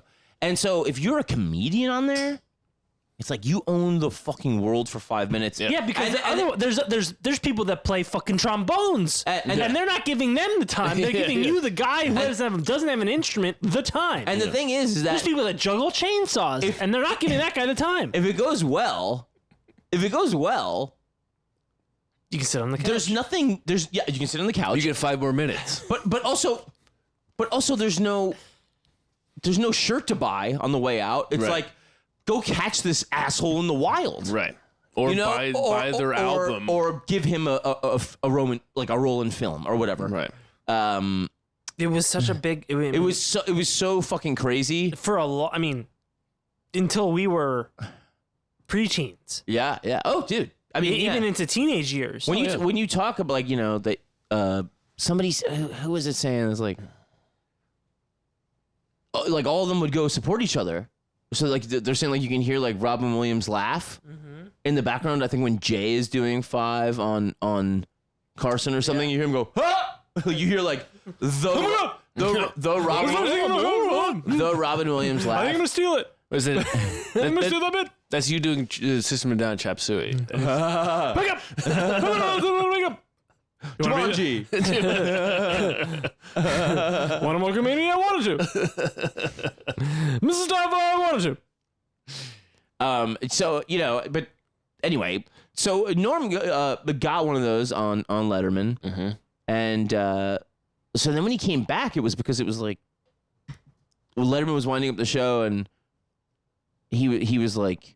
He'd already been a guest, like a sit down guest. Yeah. I mean, in that closing run, because I was once Letterman announced he was ending, I watched every episode. And, Late Letterman ending, not original. late, yeah, like late show, CBS Letterman ending. Yes. When Norm comes back and does the stand up, he'd already been a sit down guest, so I was thinking like, Well, he'd been a sit down guest. I mean, he was. yeah, he I mean that was where he excelled. He was a legend in all. but of then those. him coming back for stand up is like it was so Yes. fucking crazy to me because I was like, oh Nobody shit. knew him as a. I mean, Well, no, I mean, yes, you're right. he wasn't known as stand-up comedian or anything. He was known as guest. guest and SNL alum Norm Macdonald. Yeah, I mean the Name a special before me doing stand-up. yeah, I don't. Right? I don't. You don't. Yeah, I mean, he might have been one of those guys that didn't subscribe to it or something. Well, I mean, so when he shows up as doing stand up, it's a thing. he probably has half hours or something. I'm sure he does. The specials are him at the desk. Yes, every week. And wait, hold on. David Kaczynski, the brother who turned in the Unabomber defendant Ted Kaczynski, said he plans to share the $1 million reward with the bombing survivors. He said roughly $400,000 will go to the bombing victims, and the other $600,000 he'll blow on whores and cocaine.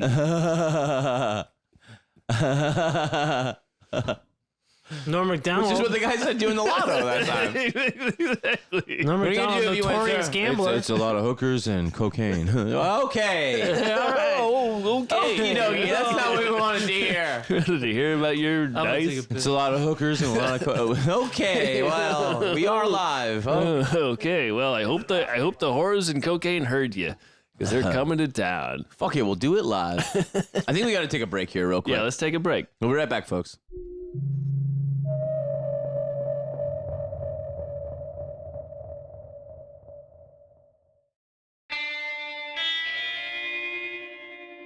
And we're back. Hey, John, I got to tell you something, and Aaron, too. It says the guy says. Bart, the 1,800-pound bear who co-stars with Anthony Hopkins and Alec Baldwin in the movie The Edge, reportedly earns a whopping $10,000 a day as a Hollywood actor. A small amount of the grizzly's income goes towards the preservation of the bear's natural habitat. But Bart, he spends the remaining money on bear whores and cocaine. Yeah. He would do a lot of stuff with crack whores too. Yeah, people made fun of him like crack whore, you know. Like, that was he loves saying a kind of thing that he would be like derided or whatever. Yeah. But that was the thing too, is that, you know, the outrage about it was always like he would unironically say "Good Lord." Yeah. Yeah, Good Lord. And it was something that I really resonated with because, like, you know, Irish household, Yeah. you know, you go like, Oh, good Lord. you know, like, Oh, good Lord. Oh, good Lord. God love. Oh, God love us. God, Jesus in the garden. yeah, Jesus, God love us and save us. There's like one minor inconvenient thing happened. Right, Yeah. right. God love us and save us. I'm like, what are you calling to him? Yeah. It's like, what the fuck? Is he going to swoop in here? Yeah. God love us and save us. God love us and It's save like us. warding away evil, you know, but, you know, he's like, and me doing stand-up. It's so taking the Lord's name in vain. Oh, yeah. Oh, dude. Jesus Christ. Jesus Christ. Jesus Christ. Jesus Christ and the souls he saved. Yeah. Oh, God. The Redeemer. The Redeemer. Yeah, my grandma. The Redeemer. Ay, Maria Santísima. What the fuck? Ay, Maria Santísima. But yeah, I mean, you know, he talks about the fucking thing of like, he's like, you know, sex. He's like, you close the blinds. He's like, of course it's a shameful act. He's like, you don't close the blinds for Sure, three-pointers. having tea with Mrs. Baumgartner or whatever he says. Well, he's wrong about that, but you just don't want to give people a free show. Right. But he's. Dude, OnlyFans. And he's talking about like it's a good thing I'm not into anything kinky. He's like, because afterwards it's so shameful. He'd be like, I guess I'll take off these leather trousers. He's so aghast at, like, you know, and on the Ridiculous album, there's a thing with like the first two gay guys with him and Will Ferrell. Oh, yeah. And it's the one guy going like, oh, the pain is excruciating. And the guy's going like, it feels pretty good to me. You know, and like, but it goes on and on in a very, so I says to him way. Yeah. During the break, Aaron and I were talking about the thing where Farley and Sandler came on together, and Sandler was doing this. Guy's like, oh no, I'm sorry, I started saying something this way, and oh no, that wasn't it, and he's having a debate with Farley's character, which is based on something that Farley really did to Macdonald, where he's like, Norman, he's like, I gotta tell you, he's like, you're not gonna believe what I says to him. He's like, I looks him dead in the eye, and I says to him, you're not gonna believe what I says to him. And then like there's like a buzzer that cuts out for time, and like Farley just looks up like shocked and scared, and like he doesn't understand what's going on. So I says to the guy. And so the two of them go back. So then Sandler goes like, he's like, so I said to him, he's like, oh no, that's his thing. He goes back to doing. He's like, oh yeah, and like it's supposed to be a debate, and nobody's saying anything. And normally it goes so long because of the Farley thing. He's like, you know, when he first did it to me, he's like, I was laughing, and then like, you know, you get bored of it. And then when it comes back to being funny, it's so funny that it's the funniest thing in the world. Yes, So he extended the bit, but Lorne Michaels is over there thinking about commercials and shit. So he's really pissed when it ends, but Norm's going like, it's not funny if it doesn't go like that much longer. You either have to let it go the whole way or you cut it. Yeah, And if exactly. you cut it, then there's no point in doing it in the first place. No, I mean cutting it out. Bro, Yeah. You either let it go the whole way or you cut the sketch entirely because it only works when it goes too long. Yeah. It has to. Yeah, that was the thing too. I remember about in Jay Moore's book, and fuck Jay Moore, he sucks. Yep. And he's just a rude little shitty dick. Yeah. But if you wrote a book about your time on SNL, I'm reading it. Yeah. Even if you suck. By the way, Jay Moore, if you want to do the show, you're welcome. He's not. Come on, you can do your impression of Kevin Pollak doing Christopher Walken doing. Yeah, you can do your wife's material. She's hot. No, that's hot. Yeah. Fucking he's stolen multiple times publicly. He stole multiple times. He bought jokes, but his special that is his wife's material is advertised as such. It is. No, totally. Which is nice. Yeah, well, I mean, it's fine. It's fine. He's not thinking of himself. He's like, My wife's got big tits. And I like her but yeah, he's one of these guys too, in the whole comedy podcast world, he kind of sold himself off as a big deal. And it's no. You're one of these guys that just has a career telling stories about SNL, and you were on for a season, maybe 2. Hey, good gig. And you got it. you got a book out of it. Yeah. And then you're smashing Tim Meadows, who's a fucking legend, comedic masterpiece. Not only is Tim Meadows a legend, just a legendary comedian, and just you don't fuck with Tim Meadows, definitional comedian. Also, one of the nicest guys I have ever met. Dude, and I'm so jealous that you met him and Mark Mothersbaugh. The sweetest, it fucking kills me. The sweetest. Why do you keep things from us? No, he told us that. No. But why do you not bring him to us? Well, because I wouldn't, kidnapping. I wouldn't have had the job I had if I just invited you guys to show up every time. I don't feel like that's true. And where's that job now? I don't feel like where's that's the true. job now? I don't have that job now. That's right. That's because you didn't bring us to Mark Meadows. Yes, but because of that, I now have a better job. Yeah. Well, where's Tim Meadows? Yeah. I think he lives in New York. Shit. In the Meadowlands. The Meadows. The big Giants fan. I got a jet. I'm Tim, and these are my meadows. Man. But yeah, so he's a good man. But anyway, he said stuff about Jay was, I think, arriving with the featured players of Sarah Silverman and Norm Macdonald. Mm-hmm. I remember because I already loved the show, and the main cast was still intact, which was a big old cast for those days.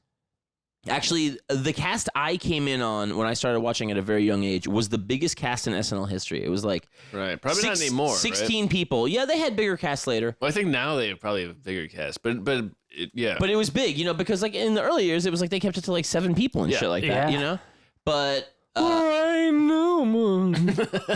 yeah. Very good. Very good. Melanie Hustle, who I think is the most underrated. Melanie Hustle is incredibly underrated. God, she was so good, dude. She was just thanks for that. Yeah, she was, Farley-esque to me. Where I was just if she's on screen, I'm happy. Yeah. And just doing this really wild physical comedy and the fact that she's not a household name for SNL is a travesty. It is. Because her face and the fucked up faces that she makes. Yeah. And Delta. Can I help you? Yeah. We have 400 rooms. Everybody was doing that. Yeah. In the same way it was Van Down by the River or whatever. Everybody was doing. She's a sleeper legend. Yes, absolutely. Melanie Hustle, if you're out there. Yeah, please, dude. Oh, I'll fucking hunt down Melanie Hustle. I'll fucking suck the fucking thing. I'll suck the fucking thing. Ellen Cleghorn. Dude, Ellen Cleghorn. Doing the page thing. That was great. Now we're talking about a woman of color. That's right. She was great. I believe it was the first. Yes, it was. She was. No, I'm saying it from a historical perspective. Yeah. Well, I'm trying to be respectful of people's pronouns as well. So they were. I don't know, but Cleghorn was fucking dope. Yeah, she was hilarious, man. She was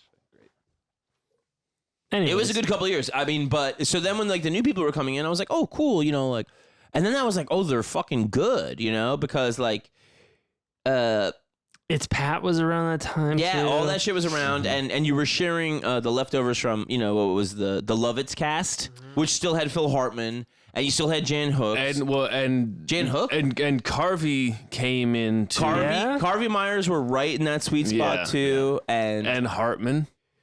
Oh, Hartman was before both of them. Hartman was there with Lovitz and Jan Hooks, like mid and Martin. Martin Short. Martin Short was there, yes, but for Martin Short was like around with the Lovitz for like a year or two at the end of when they all were there. Yeah, not Steve Martin. Martin Short. No, I know, but Martin Short was way earlier than that. But Martin Short had dovetailed with fucking Lovitz. Yeah. Really? Yeah. Oh, that was sick. I could be wrong. Or maybe he was just, memory, like a super guest. Right? Maybe, Steve Martin was the super guest. Yeah, exactly. Well, yeah, in there was that the eight timers thing and all that, you know. Yeah, and so that was a funny thing too, is that, you know, I think it was Sudeikis maybe, where he shared a podcast with Norm, and he was like, I remember in the later, he's like, Norm came in to the room and he just goes, look at this, you're all on SNL. Some of you are gonna be huge. Some of you are going to be nothing. And nobody knows who it is. Like, just such a... Because it's 100% true. Right, but also... Like, when I was watching...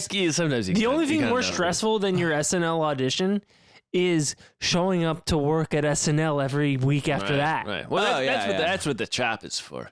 Yeah, you can really breeze through it. Yeah, tell that to fucking Brooke or whatever that guy's name. Well, I mean, it's you know, the thing. Get fucking fired. But that was the thing too, you know. So in that thing of like, you know, they said that, you know, Seth Meyers, when he was presiding over the writing thing, he was like no clicks. He was like, let's get it all in here, and that was kind of Lorne's attitude about Update, and Norm was like, I think that's why I got forced out. I don't think it was this OJ shit. At the time, I did, and he was saying it in because the press. He was too cliquey with it was Downey? him and Downey's baby, and like they, you know, in the old days, Lorne was kind of like, oh, it was like, you know, all the writers throw in and stuff like that, and he's just like, I don't know, fucking, you know, he's a stand-up, you know, like stand-ups are just like insular. Yeah, well, and they're like, yeah, maybe me and one other guy. Oh, it's Jim Downey that's been on the show since 1982. Like the first. But you also I think all of us would agree. Not even 82. The second year with Bill Murray. But so it'd be like 79, 76 maybe. I think it's around the time of Star Wars, so it's probably 78. Okay. The year after, because Bill Murray has a Star Wars. He has a Star Wars song. Yeah. And he asked my mom out around that time. Is that right? Yeah. My mom almost fucked Danny Bonaducci. That's pretty cool. From the Partridge Family, dude. So, you know. My mom had sex with my dad. That's pretty cool, too. Yeah. Gross. Yeah. How'd that go? Great. For me. For me. Yeah, my mom wanted to go out with Bill Murray. My dad was like, no. She's like, I'm not going to do anything. We're just going to go out. It's going to be fun. And my dad's like, no. Honestly, you should have let her. No. What? For the story. I don't know that. I don't know that. I'd fucking be here. I'll tell you that. You could be Bill Murray's son. I think I am. Might you be Roseanne? I think I am Roseanne. You be Brozanne. Brozanne. Dude, Brozanne? You like Brozanne? I am Brozanne. Who Brozanne? Who Jack? So we do have to talk about that in the writing years. Talk about Who Jackie. Yeah. And this was a story that would get passed around to the point where Tina Fey was telling it. And Jay Moore probably said he wrote it. Yeah. But he was like, he just said to Fred Willard, famously caught at the Tiki Del Theater, Fred W. Masturbating. He said to Fred Willard, who was cast as a part of a gay couple in Roseanne. Fred Willard was, yes. With the restaurant owner? Like the diner owner was a homosexual man. Two men, yeah. Oh, okay. It was a couple that would come over. And this is like when Roseanne was being like, oh, you know, like it's the 90s and like sexual and like and it was great. And then somehow she got into Trump and you're like, shut up. You know? That's years later. It is years later, but I'm just saying it's weird to see that trajectory when you Consider that. She got hit in the head, man. Anyway, so Norm says, You know what's weird is seeing Roseanne's face change. Adam Egget as the sidekick on Norm Macdonald Live, which is also bizarre because Adam Egget is was the fucking was the manager of the fucking improv and then comedy store in Tempe, and then he became the comedy store manager. And that's a video podcast in Norm Macdonald Live. Yeah, the YouTube one, which he then and had then on Netflix. And then it went to Netflix. Then it went to Norm Macdonald has a show. That's right. Which was the basic same deal. Yeah. But as part of that deal, he had to take down all the YouTube shit, which was a travesty. Because he did some fantastic interviews on there with Jim Carrey, Mike Tyson. Like it was. I loved that show so much, and it was very loose and stupid. Yes, but you can still see them. Well, I mean, hopefully now somebody will. Yes, no, will get them all out they there. will be back. We can't erase it like no. Like an NFL football game on film. But the weird thing about that is that there's also like little pilots and stuff that he did in the like the late 90s ensuing years where like I'm like, oh, I've never seen that, and that's like out there, and that's the stuff that you actually can't see. Yeah, you know, the stuff that's like you'll never see somebody's pilot. Once it's on the internet, you know, somebody's got a copy, but but some pilot that doesn't get picked up by affiliates. Very hard to get a hold of that. Yeah. Well, most people don't want to see it. People like you and I do. Oh, totally. But Dino made a pilot last year, and the guy who ran the network left, and then the next guy came in, and then they shut down the network. So he just put it on YouTube. Yeah.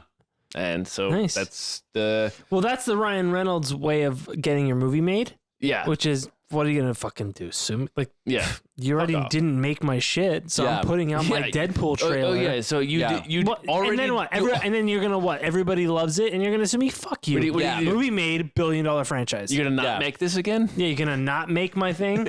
So suck my dick. So you know, but around that time of leaving SNL, like I said, he didn't.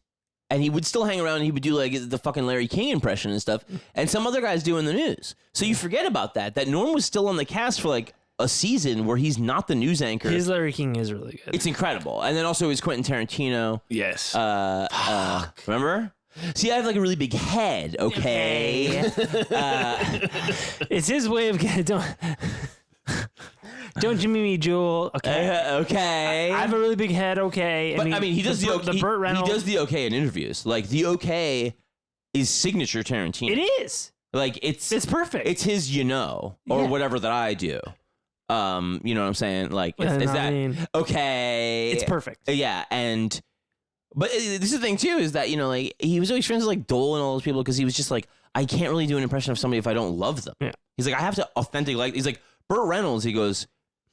He's like, they came to him with like a gray wig and stuff. And he's like, no, I'm not. I'm 1970s. I'm young Burt Reynolds. Yeah, I'm young Burt Reynolds. I'm the Burt Reynolds I love. Yes. And, Larry King was like. But Larry King was always old, so. Yeah, but he loved the broadcaster type. He loved Tom Snyder. That was the thing him and Letterman would very much get together about. Well, that's why he saw Courtney Thorne-Smith on Tom Snyder. Yes. Because he watched Tom Snyder. Yeah, and then he Conan's rival show on Conan. Yes, which was a mistake. No, which is the... It's called chairman of the board, BORED. He goes, do something with that, funny man. Epic. And then he goes... Oh, I bet bored is spelled BORED, and then like she can't stop laughing, and Conan loses it. Yeah, he fucking freaks out. That is probably. They say it. He's the best television guest of all time. You know what I call a movie with Carrot Top. Box office poison. Yeah, it's just she's in it. She's in the movie. I'm gonna watch it for her. I'm gonna watch it for her. I love her. And a lovely talk show guest on our rival's show. Yeah, incredible. Just when do something with that funny man. Yeah, and he does. Yeah.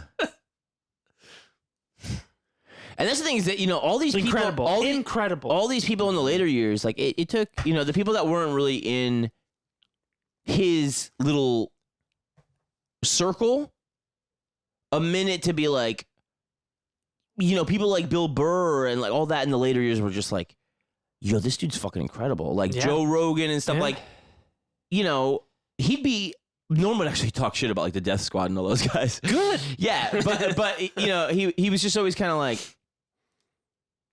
I mean, he was friends with John Lovitz, but he'd also be like, "You stole that bit from fucking what's his name, Batman." Oh, Michael Keaton. Michael Keaton. He'd be like, and he said it straight up. He's like, "You remember you did that bit?" He goes, John Lovitz stole that from you." Yeah, if you haven't seen Michael Keaton do Norm Macdonald Has a Show, I highly recommend it because Michael Keaton was a really good stand-up comic. Yeah, and Norm, and he's amazed. He's amazed that Norm remembers all the bits. Yeah. But Norm just loves stand-up so much, and there was so little of it. People forget that, like, you know, the Comedy Store surge. It was like it was supposed to be saturation time. Comedy clubs opening up all over, and it's like, yeah, but these are the most famous ones in LA. Yeah. Right. And they all basically become superstars if they don't kill themselves. Freddie Prinze. You know, so like. Norm's going like, yeah, fucking like, there was only a couple of you. Like, of course I remember your bits, you know? And and that's when he does the Letterman, you know, farewell thing. He ends it with a fucking Letterman joke before he tells him he loves him. Mm-hmm. Because he saw him do it at the store. Yeah. Because he saw him do it touring through Canada. No shit. Yeah, he saw him touring through Canada, and he was like, I was so excited by the stand-up comedian. And he's like, and he did this joke, and I told everybody this joke, and he goes, this is after he slaughters. Yeah. Yeah, he slays with that fucking Germany thing. And he's just like, normally, he's like, Letterman's leaving, and like, you know, it was obviously that generation's guy. Yes. Like, ours was Conan. Right. That generation's guy was Letterman. Yeah. He was counterculture in a suit. He was the perfect middle ground for the 60s, 70s generation. He was the guy that made fun of everything and got in. Yeah, and it was and didn't sell out. Yeah, and it was all an in joke, and you were in on it if you were listening. Yeah. And were you watching closely? So, you know, but even that attitude is just like it's in the stand up, you know, because like. You know, Letterman, like, they were just like, it was like him and Leno, basically. They were like, the guys ruling the Comedy Store. And it was just like, outside of like Pryor, it was like, oh, these guys have holding contracts. And that's when you read about like the other comics starving. Yeah. When they all got to the diner, it's like, the Letterman's paying for everything. Yeah. Pryor's paying for everything. And it was, you know, but Letterman started as like a weatherman or something. But he is a weatherman in Indiana. The joke he did was, he goes, the other day, he was like, I was following a garbage truck, and he's like, and I saw a sticker on the back that said, don't follow too closely. He goes, I just thought, more meddling bureaucracy, ladies and gentlemen. He's like, remember when Dad used to load up all the kids in the station wagon and we'd follow the garbage truck around for hours? And then, you know, when Leno goes on Comedians in Cars, they have this thing where they both talk about each other, Letterman and Leno. Mm-hmm. And Leno goes, he's like, I saw Letterman, and he says, we are diametrically opposed to using midgets as lawn darts. Yeah. And he was like, and there was just something about like the rhythm of it, the musicality of it that I liked. But, you know, so like, anyway, he did that, and he was like, can I get on like one of the last shows? Even though I was already like, you know, a guest. And, you know, the end is going to be like this star-studded event, you know. The Foo Fighters and shit. Dude. It was, you know, incredible. So he wasn't on like the last show, but he was on like one of the last 8 at least. Yeah. And he did that stand-up set. And then he talked about it on fucking with Seinfeld. And Seinfeld was going like, you worked on that for a long time. And he's like, you're damn right I did. Yeah, of course. Like, it was 10 years. Well, you know, he's just like, if I'm going to go say goodbye, I'm going to fucking bring the house down. Mm-hmm. And he really fucking did. Like, he was just getting better and better. Like, and he never stopped trying to do shit. I mean, he's trying to get a fucking talk show when he knows he's fucking dying of cancer. He writes a fucking novel, you know? And even there, I would see him say things about like, oh, you know. Do you know much about the novel? Yeah, I read the novel. What is it? It's based on a true story. It's like a lie about his own life. And Adam E. gets in it. And it's called Based on a True Story? Yeah.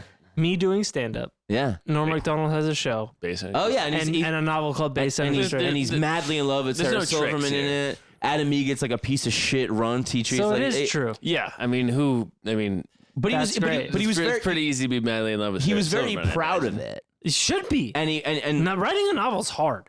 But also, you know, like the lauds that came in were like, yo, this is really fucking good. And like people even after his death were like, this is like Wait, after Norm's death? After Norm's death? You death. mean just in the past 3 days? Yeah, people were like, you might not think to start here if you're not aware, but people are like, start with the book. No shit. Yeah, people are like, it's one of the greatest comedic novels of all time. Really? Yeah. And you've read it? I've read it, yeah.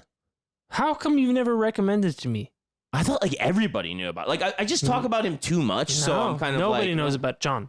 No. Just as a friend telling you, nobody knows about it. Yeah, I was just following him. Tell more people about it. Yeah. Please. I just wanted a couple of other things from our thing. The thing I feel touched by is that the Nixon thing is part of the lexicon of the show now. And wigs, which John spunks in. Wait, Matt, you're pulling shit out with your feet. Don't pull out. But that was again from both Seinfeld's appearance on Norm Macdonald Live and his appearance on Comedians in Cars, and it was. There's a lot of Norm infused in the show. Yeah. You got the wigs. Yeah, I was really. She was a hooker. That's the Kojak thing. And in his ass and his mouth, loves it. Yeah. Oh yeah. Proud of my gay son. Yeah. Johnny graduated Harvard. He works at the soup kitchen. Oh yeah, he loves cock.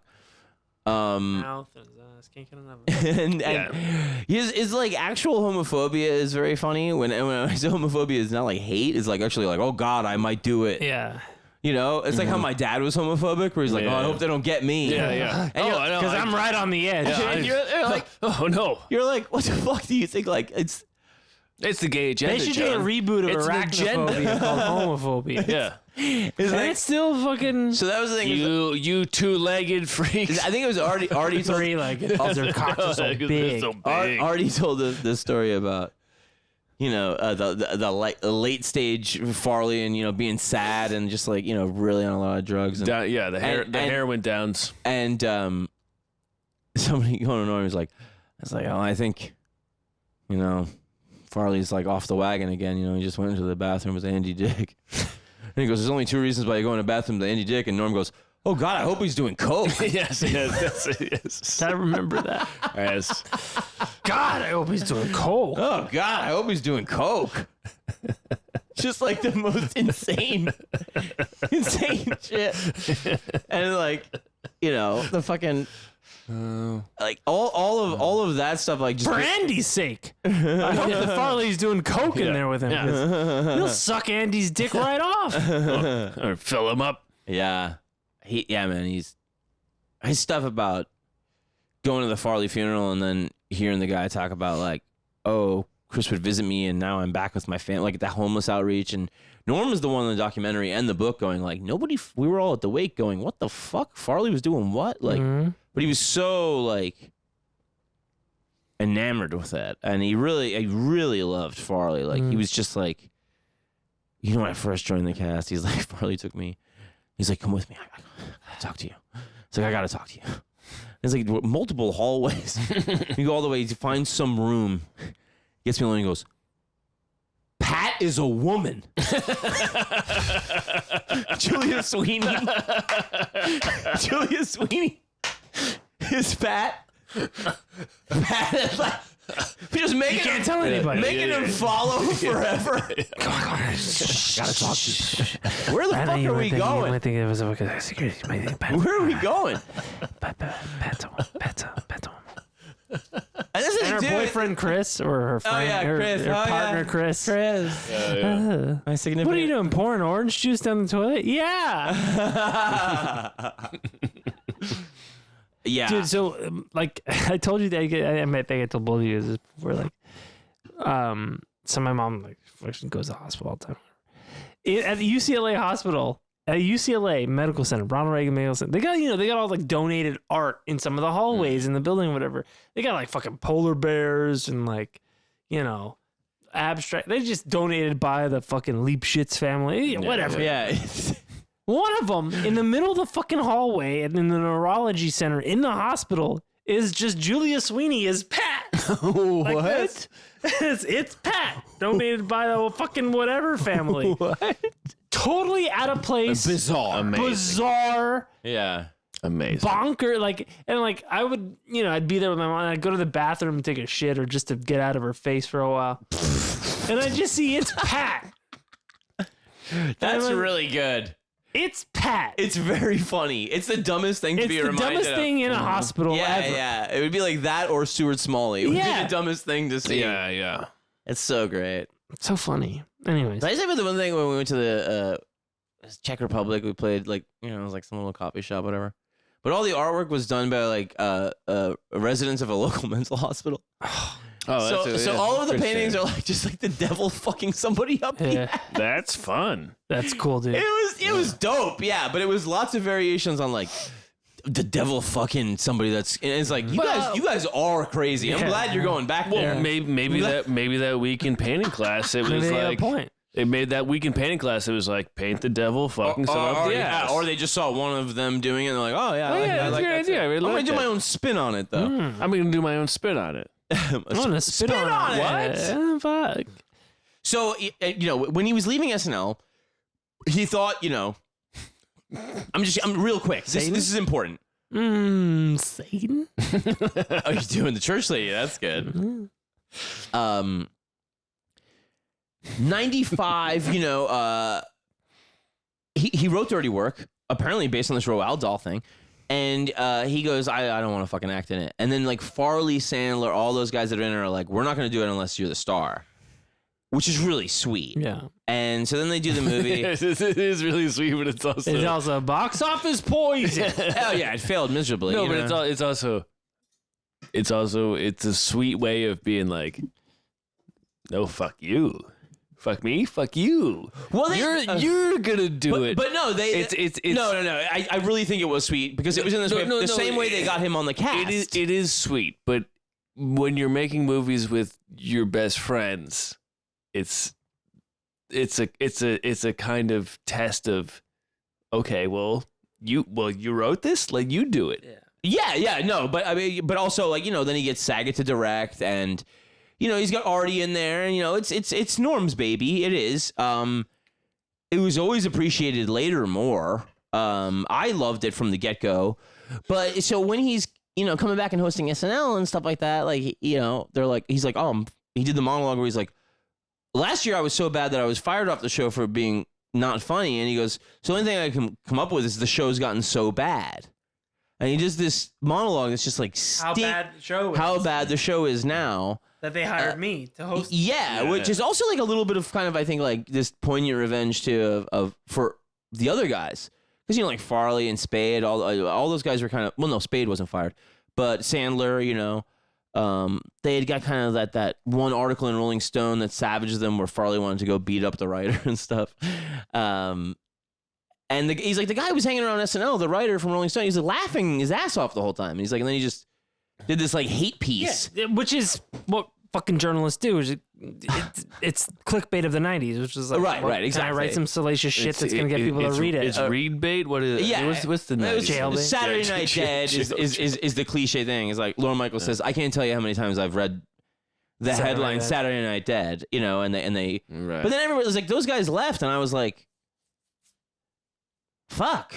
Right. I was like, okay, Meadows is still here, Spade's still here, that's pretty good. And then you're like, Will Ferrell, cool, like dope, yeah, thank God for him. Yeah, but Norm was one of those holdovers too that was like, oh well, he's still here, so I'm definitely still here. Yeah. But then when he was out and he was promoting Dirty Work, apparently Ohlmeyer was like, no advertisements on NBC, and then somebody over Ohlmeyer was like, okay, we're not doing during SNL, but like we're not gonna have a ban on like a Metro Goldwyn Mayer movie. Yeah. Right. That's MGM, folks. Yeah, and so he was kind of like he was saying shit in the press, and then Letterman was like being like, I know Ohlmeyer, he's an idiot, and Letterman was trying to get him to CBS, right? He said that, and so like during Norm's interview, which is on CBS. Yes, and so it was a thing where Norm's going like, oh, I don't hate the guy, he hates me, and he's like, I never actually said anything bad about Ohlmeyer, but. He's conducting this like revenge campaign, and he's like, the guy needs to get a life, and blah blah blah. And so he did say some things in the press, being like, I am like not as powerful as Don Ohlmeyer. He's like, he's got GE money. Yeah, like he's like, if he wants to erase me, he can. Like it's a Weinstein thing, Yeah. But luckily, you know, he had the goodwill at ABC from Roseanne, and then Letterman likes him at CBS, so he's able to kind of do a thing. He goes through like He did some pilots there at ABC. a minute with Stan Hooper was another one. The Norm Show, you know, And then he did had this- Laurie Metcalf and shit on there from Roseanne, like you And know. then he did a fucking sports show on Comedy Central. You remember that? Yeah, he had some other pilots and stuff, but yeah, it was like, you know, around 2011, like I think really around his diagnosis, where he was just kind of like, he just went hard back into stand up, and then, you know, I think the circulation of the late night stuff started getting going more on, you know, like an internet level. So like right before I moved here and was doing like to do comedy, it was like, you know, Louis was the biggest guy in the world, but Norm was my favorite. Yeah. You know, I would say he's not the greatest comic in the world. I would say that's probably Chappelle. Yeah. But I would say he's your favorite. But he's my favorite. And, you know, I just really think I was going, what's he doing? Is he deliberately being like obtuse? Is he deliberately being difficult? And then I just realized like he's just doing everything with the perspective of a guy that's dying and grateful for every day. And like it's really what made me get so upset yesterday. It was like he just didn't make it about him, even when he could have. Yeah. Think about when he made like the thing, like the misstep about saying like, instead of saying retarded, he said Down syndrome. He could have been like, look, I got fucking cancer. He never did. Yep. You know what I mean? Right. And I really like, I'm like. Yeah, and you know what? He fucking stood there and said, no, you move. And then everybody else did. They didn't cancel Norm. He just said, shut the fuck up. Yeah. But also he had this thing. He said, shut up. Yeah, but he also had this thing too. Where and he never pulled like you said, he never pulled the terminal illness card. He said, shut up, grow up. I made a joke. Shut up. No, he actually very tearfully apologized for it. He said what he said was unforgivable. And he was just like, he didn't, but meaning, I didn't say it to be mean. No, he said, I was trying to not say retarded, which is. Because I know that's offensive. So he's like, so I said something else dumb, and he's like, but. I think he was like on The View or something. He's like, what I said is not forgivable. And it's because he did have this perspective, you know, like he made some joke after a Weekend Update thing. There was like about a real guy dying. It's like one of the family members got in touch and was like, you know, that's my husband or whatever. And he was like, oh my God, like, fuck, this shit is real. Like, right. We're not just fucking around here. When you're with your friends, you're just fucking around. Yeah. You know? When you're in front of 30 million people. Yeah. And so, you know, he took things seriously, and even when he was down, he was just like, well, fuck, man, what if some guy with Down syndrome, like, heard me fucking talk about it, like, you know, in disrepute? And he's like, going like, yeah, I was just wrong, and like, I'm not a bad person, but I was wrong. Yeah. And that's like, you know, fucking, that's... He's not about criticism. It's all you gotta do. Like, it's just, you know, there's this thing in, you know, in the whole, like, call-out culture of just being like, people adverse to being like, hold on, inventory. Yeah, you're right. Haven't you ever heard, John, that once a man admits the wrongdoing, that he's immediately forgiven? You ever heard that? And get the fuck out of my face with that shit. Motherfuckers said that never pick up any itty pieces of skull on account of your dumb ass. You know what?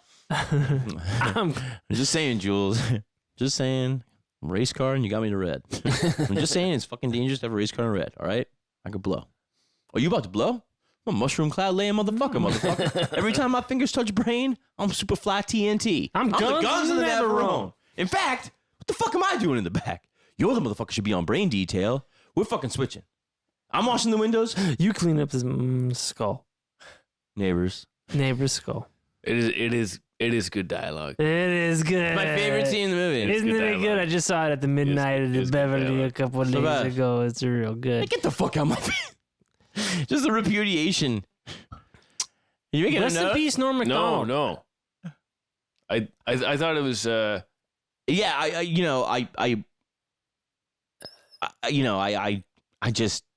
love the guy. Yeah. And I'm really sad I never met him. And I think in the last year of his life, he really tried to always do the right thing.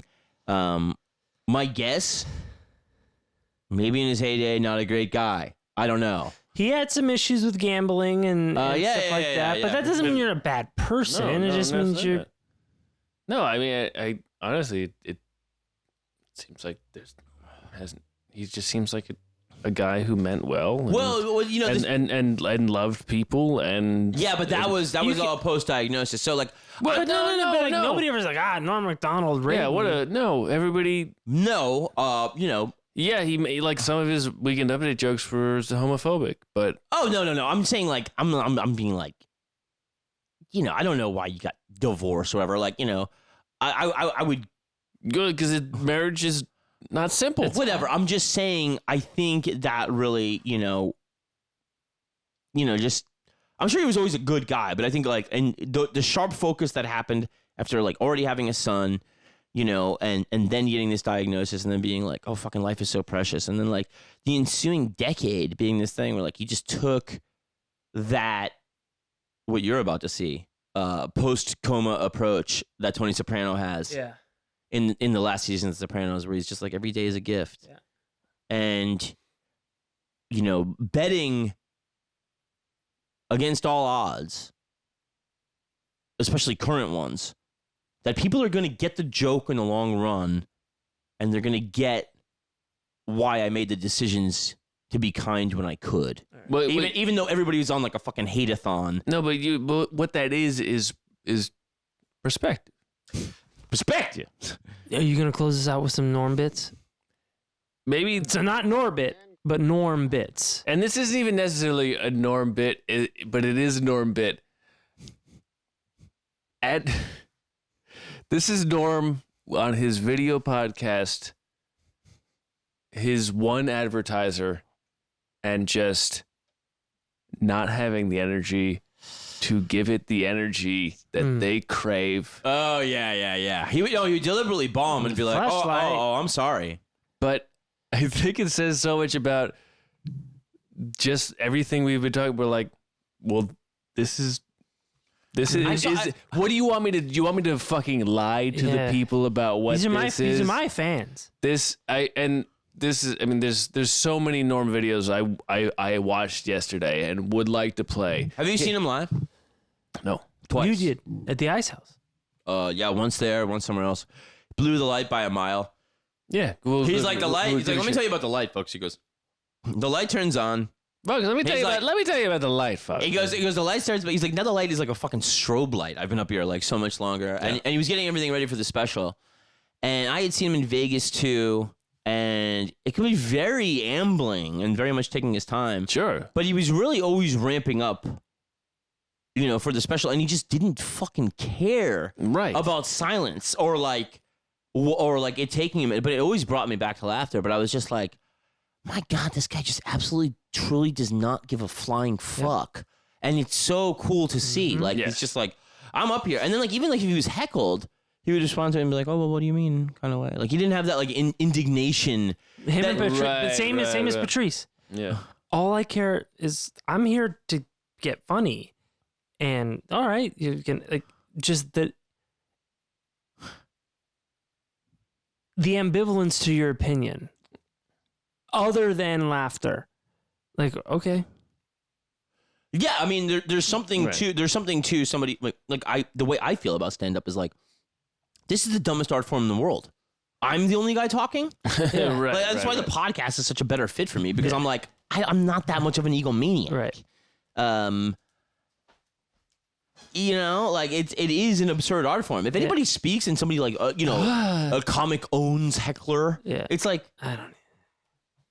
What do you get? Yeah. People like have like this like, you know, oh, let's see him destroy they need conflict. A heckler. And you know, and it's like Norm would always just be like, well, Norm and Patrice, they never destroyed heckler. He would talk to them. Yeah. He would talk to them and be like, you know, and then he'd come around and you know, and that was I think a thing he said where like he was asked about bombing and he's like, if it's just going nowhere, he's like, I just start talking to him. Yeah, no, I mean, that's the right way to do it.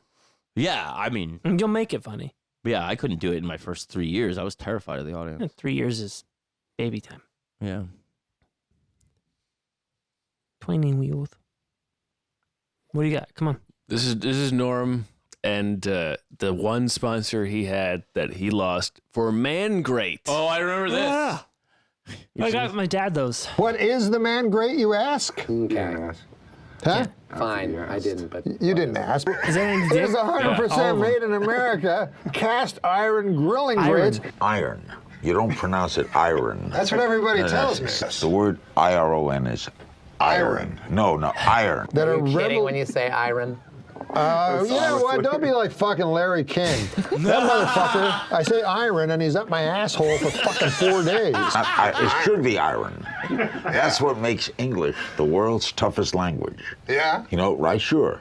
It is the Because toughest language. to To me, learn. it's the easiest. Have you heard of the man grate? Yes, I have. You have? Yeah. Do you have a father? You have? Man grate is the perfect gift for this Father's Day. Is he alive? Yeah. Yeah. 100% made in America. If he was dead, it would have been a really bad moment in the commercial. Your dad's alive? No. God damn it. I'm sorry about your dad. That's fine. Your father's dead. Is your mom still alive? My mom? Yeah. No, she's dead. Jesus Christ, is any of your relatives fucking alive? It's man grates. They're revolutionizing the way people grill. What, Adam Egan? It's true. You ever heard of the revolution? You can put chicken on this or steak. That's not that unique. It weighs a lot of pounds. Is that heavy? Again. No more flare-ups. You know, in your barbecues, all those big flare-ups. Why are you laughing? You're making a mockery out of the man grate. Chicken, steak has never tasted so good.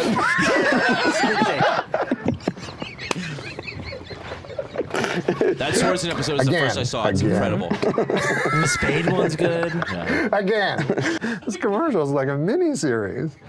That was our only sponsor. Oh, yeah, and you lost. Yeah, now we found out we lost Man Grate as a sponsor. And then earlier today, I think we were told legally we can't say we lost them as a sponsor. Yeah, I think we were still waiting to find out if we were allowed to say that. So the other thing too is that, you know, in court this thing is like, he's like, when he's doing the Jackson jokes with the homosexual pedophile, and he's talking about like, he's like, later on he's like, I realized like, oh, it wasn't Omar and OJ, it was Lauren being like, you guys have too much autonomy.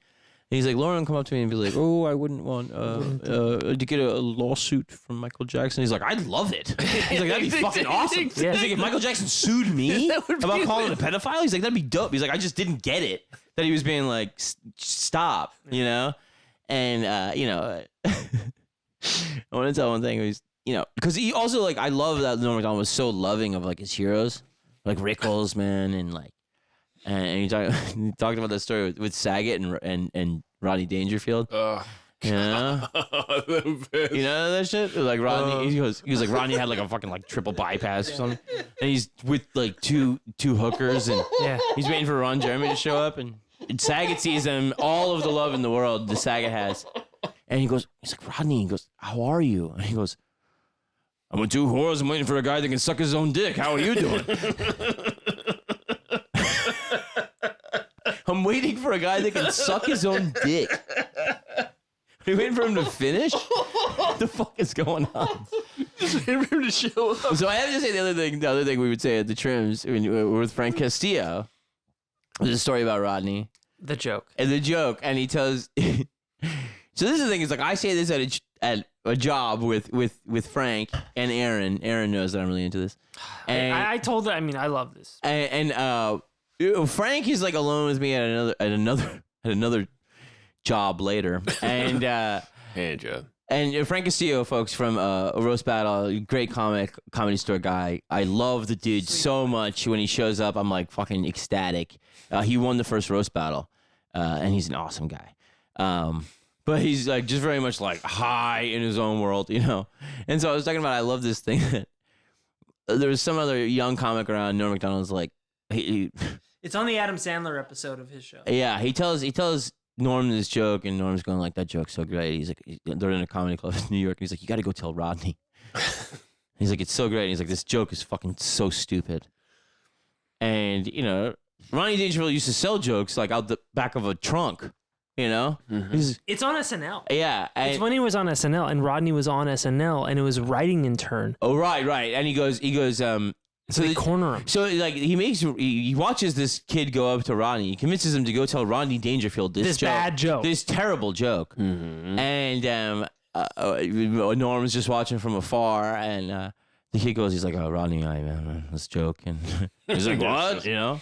And he goes, there's two gay guys, and one says to the other, "I want to play a game, hide and seek." He goes, I'm gonna hide," and he goes, "If you find me, you get to fuck me in the ass. I'll be behind the couch." And so he tells Rodney Dangerfield, like in cramped quarters, this joke, and Rodney goes, "Kid, I'll tell you, I'm not really one for jokes." Which is like the most joke-based comedian of all time. I'll tell you, kid, I'm not really one for jokes. But Norm telling that. No, yeah, I'll be behind the couch. You know that thing. And then Norm's going. And the whole point, I'm not really. The whole point is about how bad the joke is, but Norm's going like, "God, that's so fucking stupid." But like, stupid is funny, you know. So I was at another job one time, but there's a gay dude at the job. And Frank's going like, dude, he takes off his headphones. He's watching like all of Breaking Bad in one sitting, you know? Yeah. And he's like, dude, tell me the joke again, the Norm thing and Rodney. So now I gotta tell it in front of this audience. And I finish going like, "I'll be behind the couch." And the gay guy goes, and then Frank's like, "So funny, dude." Just puts his headphones on. Thanks, John. And then I'm just stuck in this like hella awkward situation. And I'm going like, "No, but it's about how the joke's bad." No, do you know Rodney Dangerfield? Do you know Rodney Dangerfield? Like, Rodney Dangerfield, Saturday Night Live. I was like, oh God, like it's just like we just look like such shitty bros. Frank's like halfway through his fifth blunt of the day. It's Well, like, I mean, "Oh, dude, so funny." Bye. I mean, one of the genius things about Norm is that Shaggy Dog style of comedy where when he tells a joke, you learn about how jokes are told. Yeah, and that story, telling that story is itself a joke about how jokes are told. Yeah, well, and finding that joke is not funny, but it's hilarious. Yes. Because sometimes that's how jokes work. Right. But, you know, a lot of jokes, I think, rest in the nether regions of language. In this way of like, when am I bullshitting you? When am I not? All that stuff, you know, like, there was a thing, you know, fucking crushed me when, in Sarah Silverman's book, where she goes like, you know, that's not like a thing I bring up often unless I'm trying to get laid and it's looking iffy.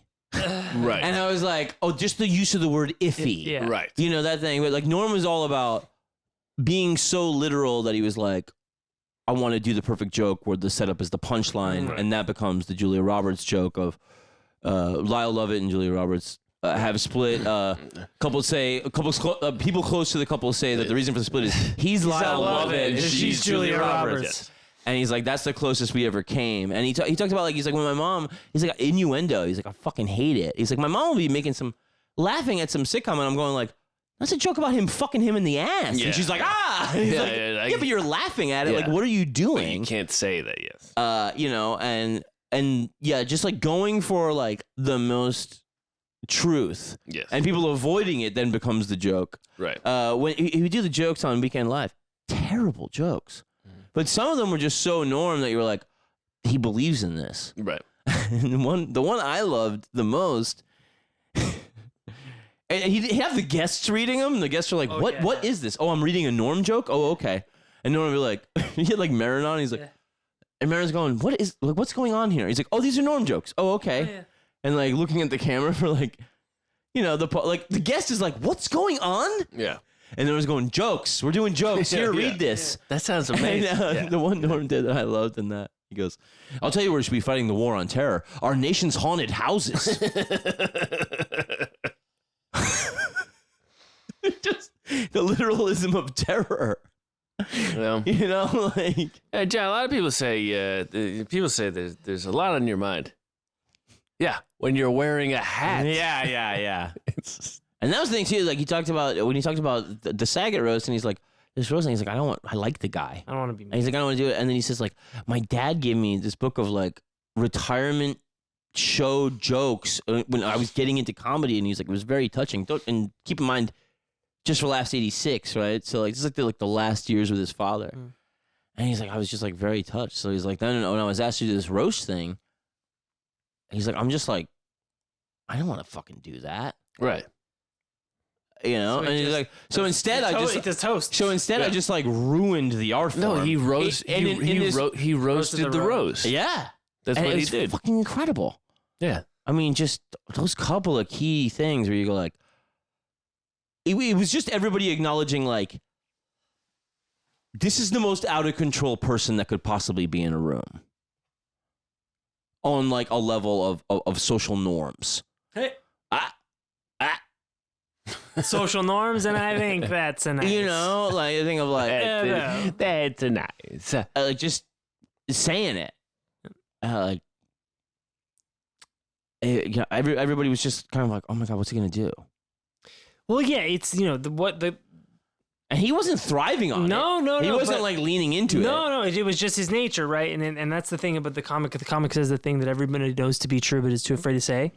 Yeah. And it's official. Murder's legal in the state of California. Yeah. And but that's also like what's so special about him being the comics comic, too, is they're going like, I wouldn't do what he's doing, but thank God he's doing it. Yeah. You know, exactly, it's you know, your favorite band's favorite band is Big Star. Right. They didn't make it. Right.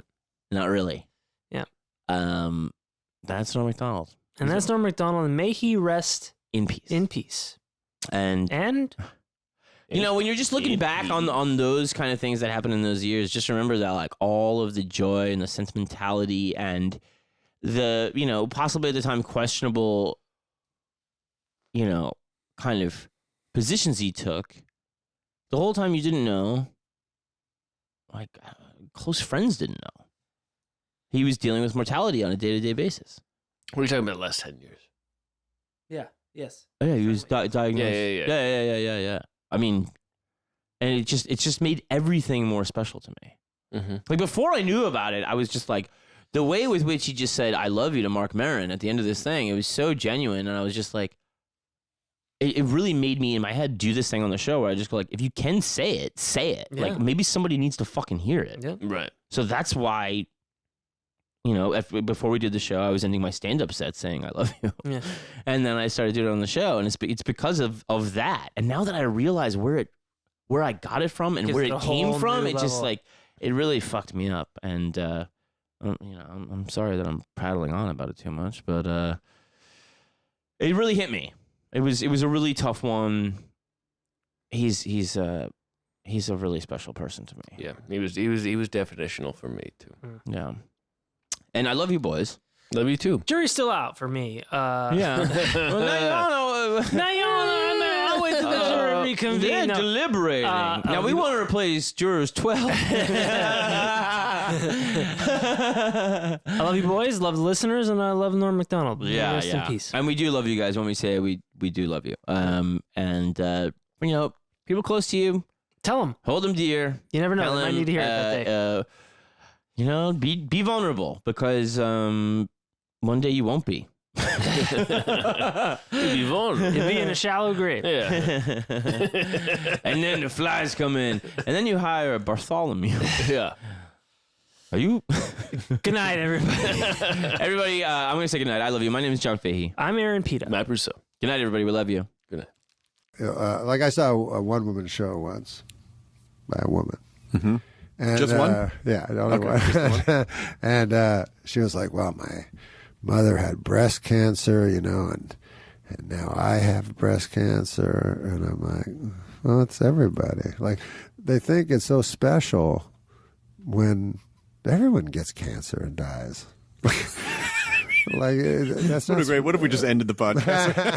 But you know, it's almost like the height of narcissism to think that you're going to you know, you're going to be so brave as to talk about it in person, right?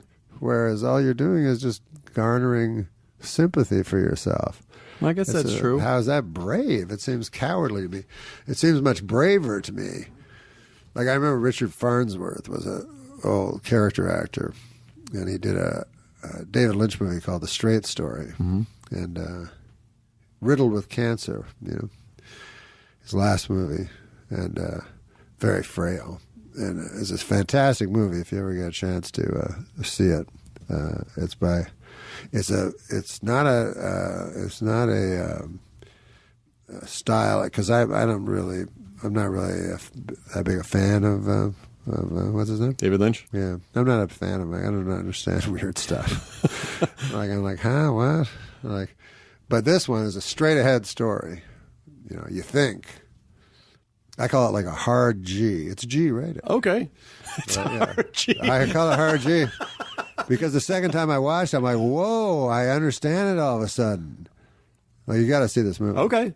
And if you watch it closely, there's like hellish things going on underneath the surface of what looks like a quaint story. It's based on a guy who, in actual real life, drove his riding lawnmower across the state to visit his brother who was dying. So anyways, the point of it is that Richard Farnsworth was nominated for an Academy Award for the movie. And if he had said he was filled with cancer, he would have won for sure. Sure. But instead, he didn't say it. And in fact, no one knew it. His family didn't know it. He kept it from everyone. And then he was a stuntman before he was an actor. He did what they call a stuntman's death, which is you put a shotgun in your mouth and with your toe you pull the trigger and blow your head off. Oh my God. And so that to me is courageous. Like you're not being a burden to your family. They know nothing about it, and then you're gone. And then that's it. Yeah. And then toe in the shotgun. Yeah. And you write him. He wrote a nice letter to everybody, in the family, and said that he didn't want to. The reason he did it is he didn't want to cause people distress. So I thought, wow, how incredible! Like how many to just people go through could it do alone. that? Yeah. So you don't think to go through it alone? You don't think you would write confessional? Like, do you? You didn't talk about any of the gambling stuff in your stand-up, did you? Was that stand-up? No, never.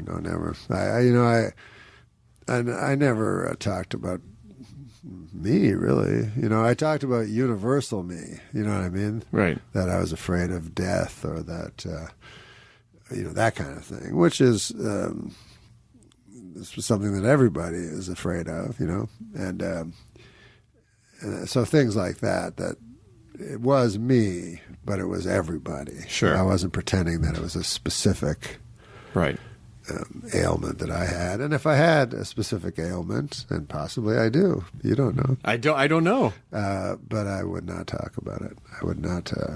I hope that I would not discuss it.